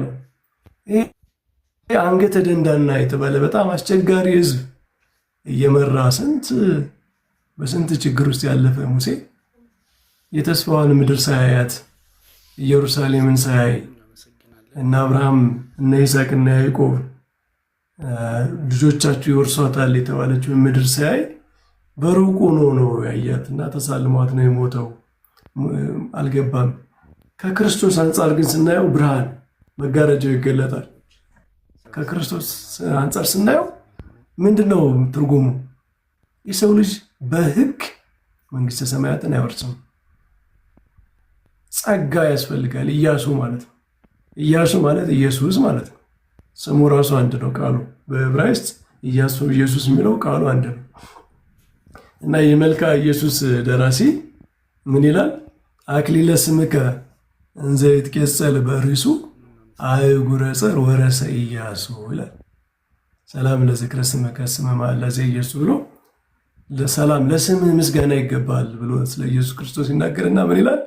አክሊለ ስምከ እንዘ ይትቄጸል በርእሱ በራሱ ላይ የስምህን አክሊል ደፍቶ ኢየሱስ የሚለውን ስም የስምህን አክሊል በራሱ ላይ አድርጎ አህጉረ ጸር ወረሰ ኢያሱ። ኢያሱ የጠላቶችን ምድር የጠላቶችን ሀገር ወረሰ እና ሙሴ ሳይወርስ ሙሴ ሳይገባ በኢያሱ መውረሳቸው ሕግ እስከ ክርስቶስ ያደርሳል እንጂ ሕግን በመፈጸም ግን ሰው መንግስተ ሰማያት አይገባም። ከጸጋ ጋር ሕግ ራሱ ትራንስፊገርድ መሆን አለበት። ኢያሱ እኮ ሕግን ትቶ አይደለም የሙሴን ሕግ ምንድነው ዲስካርድ አድርጎ አያስፈልግም ብሎ አይደለም። ኢያሱ ሕጉን ይዞታል። ግን በኢያሱ በኩል እስራኤል የተስፋውን ምድር መውረሳቸው የብሉይ ኪዳን ሕግ ራሱ በክርስቶስ ትራንስፊገርድ መሆን አለበት። በደብረ ታቦር ተራራ ላይ እንደታየው ማለት ነው። ሕጉ ራሱ መቀደሰ ሕጉ ራሱ ምንድነው ፐርፌክትድ መሆን አለበት። ሁለተኛ ደግሞ የመንፈስ ቅዱስ ኃይል ያስፈልጋል ሕጉን ለመፈጸም በክርስቶስ የሚሰጥ ማለት ነው። የመንፈስ ሕግ የሚለው ቅዱስ ጳውሎስ በመንፈስ ሕግ የስጋን ሕግ ግደሉ፣ የኃጢአትን ሕግ በመንፈስ ሕግ ግደሉ ይላል። የመንፈስ ሕግ ማለት ሕግን በመንፈስ መፈጸም በመንፈስ ቅዱስ ኃይል። ሕጉ ቅዱስ ነው፣ ሕጉ ያስፈልጋል፣ አልተሻረም። 10ቱ ትእዛዛት አልተሻሩም። እነዚህ ሴሪሞኒያል የሆኑ ሕጎች ናቸው የተሻሩት፣ በክርስቶስ መምጣት ፍጻሜያቸውን ያገኙት ማለት ነው። ፉልፊል ሊሆኑ አሉ። ለምሳሌ የእንስሳት መስዋዕት የለም አሁን እውነተኛው አማናዊው በግ ስለመጣ ማለት ነው። ትእዛዛት ግን አትስረቅ፣ አታመንዝር፣ አትግደል፣ የጓደኛ እንደዚህ የሚሉት ትእዛዛት ከእኔ በቀር ሌላ አምላክ አታምልክ፣ እንደዚህ ሊሻሩ አይችሉም። ከእኔ በቀር ሌላ አምላክ አታምልክ የሚል እንዴት ይሻላል? እነዚህ እኮ ናቹራል ማነው ቅዱስ ኢሬኔዎስ ምንድን ነው የሚላቸው? ናቹራል ሕግ ናቸው እነዚህ፣ አይሻሩ፣ ከሰው ተፈጥሮ ጋር አብረው የሚኖሩ ናቸው፣ ሰውን ሰው የሚያሰኙት ሕግጋት ናቸው ነው የሚለው። ግን እነዚህን ለመፈጸም ኢያሱ ተስፋ ምድር ለመውረስ ኢያሱ እንዳስፈለገ ሕጉን ራሱ በሚገባ ለመፈጸም ኢየሱስ ክርስቶስ ያስፈልጋል። በእሱ አምኖ በእሱ ስም አምኖ በትምህርቱ አምኖ ተጠምቆ የመንፈስ ቅዱስን ኃይል ተቀብሎ ስጋውን በልቶ ደሙን ጠጥቶ በእግዚአብሔር ኃይል የሚኖር ሰው ነው ሕግጋትን በሚገባ መፈጸም የሚችለው ኃይልን የሚያገኘው ማለት ነው። እና ብሉይ ኪዳንን ከክርስቶስ አንጻር ስናየው ብርሃን ይሆናል። የነቢያትን መጽሐፍት ክርስቶስ ብርሃናቸው ነው። ክርስቶስ ብርሃናቸው ነው እና እነ ሙሴ እነ ኤልያስ ራሱ እንግዲህ ከክርስቶስ በደብረ ታቦር ተራራ ላይ በክብር መገለጣቸው፣ ኦሪትና ነቢያት ራሱ በክብር የሚገለጡት በክርስቶስ ነው። እንኳን ክርስቶስን ሊከሱ እንኳን ክርስቶስን በኦሪትና በነቢያት ተመዝኖ ክርስቶስ ዝቅ ሊል ቀርቶ ኦሪትና ነቢያትን ራሱ ብርሃን የሚሆናቸው የሚያሳያቸው ሚስጥራቸውን የሚገልጠው ክርስቶስ ነው ይላል እና ይህ የአባቶች የኦርቶዶክሳውያን አባቶች ጥንት አባቶች መርሃቸው ይሄ ነው። ክርስቶስ ሴንትሪክ ነው። የመጽሐፍት ትርጓሜያቸው ራሱ ከብሉይ ኪዳን ጀምሮ የነቢያትን መጽሐፍት በክርስቶስ ሚስጥር ነው የሚያዩት። ስለ ክርስቶስ ምን ይናገራል፣ እሱ ስላስተማረው ትምህርት ምን ይናገራል ብለው ነው የሚተረጉሙት ማለት ነው። እና ብርሃን ነው የሚለውን ነግሮናል ወንድማችን። ቃለ ሕይወት ያሰማልን። ከዛ ቀጥሎ የተወደደ ወንድማችን ናታን እንኳን ለደብረ ታቦር በዓል አደረሰ። በዓል እንዴት ነው? እንኳን አብሮ አደረሰ መምህር፣ እንኳን አደረሳችሁ ሁላችሁም። እንዴት ነው በዓል ደብረ ታቦር? ጥሩ ነው በጣም እግዚአብሔር ይመስገን። ጥሩ ነው በጣም እንዲያው የሆነ ነገር ማለት ካለብኝ እንደው ማለት የምፈልገው ነገር ከደብረ ታቦር ጋር ተያይዞ ሰሞኑን ሳነብ ቅዱስ ያዕቆብ የነነዌው ያዕቆብ የሚለው ነገር አለ። በደብረ ታቦር እንዴት ነው የተለወጠው ጌታ ሳይሆን የደቀ መዛሙርቱ ዓይን ነው ይላል። ደብረ ታቦር ተራራው ላይ ተለውጦ ዕብራውያን ላይ ከዛ ያሳል የጳውሎስ ንግግር። ጳውሎስ ዕብራውያን ላይ ምን ነበረ? ኢየሱስ ክርስቶስ ትላንትም ዛሬም እስከ ዘላለም ያው ነው ብሎ ይናገራል። ለክርስቶስ ደብረ ታቦር ላይ የሚጨምር አዲስ ክብር የለም። ወይም ደግሞ በክርስቶስ ሰውነት ላይ በክርስቶስ ማንነት ላይ የሚጨምር አዲስ ክብር ደብረ ታቦር ላይ የለም። ደግሞ ወደፊትም ደግሞ በጽዮንም የለም። በታቦርም በጽዮንም የሚለወጥ የሚከብር የሚቀየር ክርስቶስን የምናይበት ዓይን ነው። ለዛ ያዕቆብ የነነዌው መለወጡን ለሐዋርያቱ ዓይን ሰጥና እዛ ደብረ ታቦር የተለወጠው ክርስቶስ ሳይሆን የሐዋርያቱ ዓይን ነው። ወይም ደግሞ ክርስቶስ ምን ነበር ያደረገው እዛ ጋር የሚለውን ሲያሳይ ምን አለ? ሐዋርያቱን እንደዚያ ሆኖ እንዲያዩት አደረጋቸው። ወይም ደግሞ አስቀድሞ አብሯቸው ሲመላለስ ሲያበላቸው ሲያስተምራቸው በዛ ክብር ያላዩትን ሐዋርያት በታቦር ወሰደና ከፍ አደረጋቸውና ያንን ክብሩን መመልከት እንዲችሉ አደረጋቸው ብሎ ይናገራል። አሁን ታቦር ላይ ወይም ደግሞ ከታቦር በፊት ክርስቶስ ክብር ያልነበረው ታቦር ደግሞ አዲስ ክብር የኖረለት አይደለም። ክርስቶስ ትናንትም ዛሬም ታቦር ላይም ደግሞ በደብረ ጽዮንም ራሱ ክርስቶስ ነው። ግን የሚከብር ሰው ግን አለ። የሚከብር የሚለወጥ ግሎሪፋይ የሚሆን የሰው ዓይን ግን አለ። ክርስቶስን የሚያይ ሰው ግን አለ እና ያን ይናገራል። ከዛ ከዚህ ጋር ተያይዞ በታቦር የታየው ግን ምንድን ነው? በታቦር የተገለጠው በታቦር የታየው ምንድን ነው ስንል በታቦር ያየነው አስቀድሞ አዳም ያጣውን ክብር ነው። አዳም እንዲሆን ነበር። አዳም ለምን ነበር የተፈጠረው ለሚለው ጥያቄ መልሱ ደብረ ታቦር ነው። ደብረ ታቦር አዳም ላጣው ነገር ምላሽ ነው። ሰው በደብረ ታቦር የተገለጠው አዳም ያጣው ነገር ነው ማለት ነው። አሁን አዳም ያጣው ነገር ነው ስንል ምን እያልን ነው? አሁን ያጣው ሲባል ይዞት የነበረው ነገር እያልኩኝ አይደለም። አዳም ያጣው ሲባል ግን አዳም ደርሶበት የማያውቀው ግን ደግሞ ሊደርስበት የተፈጠረው ፍጻሜ ነው ደብረ ታቦር። ምናልባት በደንብ ግልጽ ከሆነ አዳም ያጣውን ስንል አዳም ደርሶበት አያውቅም፣ ነገር ግን ሊደርስበት የተፈጠረው ግን ያ ክብር ነበረ። አዳም ለዛ ክብር ነበር የተፈጠረው። አሁን እኛ በትንሣኤ ከከበርን በኋላ አባ ጊዮርጊስም ይላል ለመጽሐፈ ሚስጥር ላይ መጽሐፈ ሚስጥር ላይ ጌታችን በደብረ ታቦር የተገለጠው ሲናገር አባ ጊዮርጊስም ከትንሣኤ በኋላ እኛ ከምንይዘው ሰውነት ጋር ደግሞ ይነጻጽረዋል። ያንን ክብር ጌታችን የተገለጠበትን ክብር ከስታፊ አምላክ ጋር ደግሞ ያመጣዋል። አዳም ያጣውን ስንል አዳም ደርሶበት የማያውቀው ግን ደግሞ ሊደርስበት የተፈጠረው የአዳምን ፍጻሜ የአዳምን ፐርፌክሽን የአዳምን ፍጹምነት ሊደርስበት የተፈጠረውን ፍጹምነት ጌታችን ደግሞ በታቦር ተራራ እንደገለጸው የምንመለከተው ነው። እኛም ደግሞ በትንሣኤ በከበርን ጊዜ በጸጋ የምንካፈለው ይህንን ክብር ነው። ስታፊ አምላክ ምንድን ነው? የመለኮትን ብርሃን መካፈል አይደለ? የመለኮትን ክብር መካፈል አይደለ? የትኛውን የመለኮትን ክብር? ጌታችን በታቦር ተራራ የገለጠውን ክብር እኛ ደግሞ በደብረ ጽዮን እንካፈላለን። ሌላ ክብር እኮ አይደለም የምንካፈለው፣ የጌታችንን ክብር ነው። ታቦር ላይ የተገለጠው እኛ ደግሞ በጽዮን የምንካፈለው የራሱ ክብር ነው ማለት ነው። ቅድም መምህር በረከትን ሲያነሱ የነበረው የሙሴ ታሪክ ደግሞ አለ። ምን ነበር የተባለው? ሙሴ ያኔ በደብረ ሲና እና ደብረ ታቦር ላይ የሆነ የምናየው ትይዩ ነገር አለ፣ ፓራሌል ነገር አለ። ታቦርና ሲና ላይ የታቦር ተራራ ሲሆን ተራራ ላይ የምናያቸው ነገሮች አሉ። ሙሴ በሲና ምን ተባለ? ፊቴን ማየት አይቻልህም ተባለ። የሆነ እያደገ የሚመጣ ነገር አለ። ሙሴ በሲና ፊቴን ማየት አይቻልህም ተባለ። ከዛስ ጀርባውን ብቻ ደግሞ አየው። የት? ሲና። ደብረ ታቦርስ ምን ተባለ? ደብረ ታቦር ደግሞ ማየት አይቻልህም የተባለውን ፊት በስጋ መጋረጃ አየው። ደብረ ሲና ላይ ፊቴን ማየት አይቻልህም ጀርባዬን ግን ታያለህ ነው። ደብረ ታቦር ላይስ ያ ማየት አይቻልህም የተባለውን ፊት እኮ ነው፣ የመለኮትን ፊት እኮ ነው። ያንን ፊት በስጋ መጋረጃ አየው፣ በስጋ ተጋርዶ አየው ሙሴ። በጽዮንስ በደብረ ጽዮን ደግሞ በምትመጣው በምትገለጠው አንደኛ ቆሮንቶስ ላይ ቅዱስ ጳውሎስ የሚናገረው ምዕራፍ 13 ቁጥር 12 ላይ ፊት ለፊት ደግሞ እናየዋለን ይላል። አንደኛ ቆሮንቶስ ላይ ቅዱስ ጳውሎስ ፊት ለፊት እናየዋለን ብሎ ይናገራል። ደብረ ሲና አለች፣ ደብረ ታቦር አለች፣ ከዛ ደግሞ ደብረ ጽዮን አለች፣ የጽዮን ተራራ የምትገለጠው። በደብረ ሲና ሙሴ ፊቴን ማየት አትችልም ጀርባዬን ግን ታያለህ ተባለ። በደብረ ታቦር ደግሞ እየተከለከለውን ፊት በስጋ መጋረጃ በኩል አየ ነው። በደብረ ጽዮን ደግሞ ፊት ለፊት እናየዋለን ተባለ። እያደገ የመጣ ነገር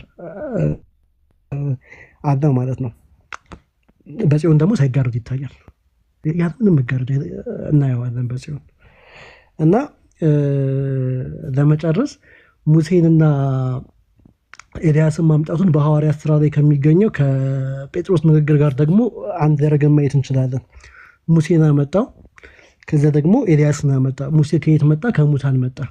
ኤልያስ ደግሞ ከሕያዋኑ መጣ፣ ከብሔረ ሕያዋን ኤልያስ መጣ። በትርጓሜ መጽሐፍትም እንደምናገኘው ቅዱስ ጴጥሮስ በሐዋርያት ስራ ስብከቱ ላይ እንዲህ ሲል ይናገር። በምዕራፍ 10 ቁጥር 12 ላይ በሕያዋንና በሙታን ሊፈርድ በእግዚአብሔር የተወሰነ እርሱ ነው ብሎ ቅዱስ ጴጥሮስ መሲሁን ያመለክታል። በሕያዋንና በሙታን ሊፈርድ በእግዚአብሔር የተወሰነ ማን ነው? እርሱ ነው። እርሱ እየተባለ ያለው ክርስቶስ ነው። በሕያዋንም በሙታንም ለመፍረድ ስልጣን ያለው እርሱ እንደሆነ ዘይ ደግሞ ጌታችንን በደብረ ታቦር ከሕያዋን ኤልያስን አመጣው፣ ከሙታን ደግሞ ሙሴን አመጣው እና ደብረ ታቦር በጣም እጅግ ደግሞ በጣም ደስ የሚል ምስጢር ያለበት ነው። ደግሞ የራሱ ጌታችን ንግግር በወንጌል ላይ ቅድም ምን ብለን ነበረ ስናወራ በደብረ ታቦር የተገለጠው ክብር እኛ ደግሞ በደብረ ጽዮን የምንገለጥበት ያ ክብር ነው። እኛ ደግሞ በጽዮን የምንሳተፉ የጌታችን ክብር ነው፣ የመለኮት ክብር ነው ብለናል። በደብረ ታቦር ያለው ክብር ራሱ ጌታችን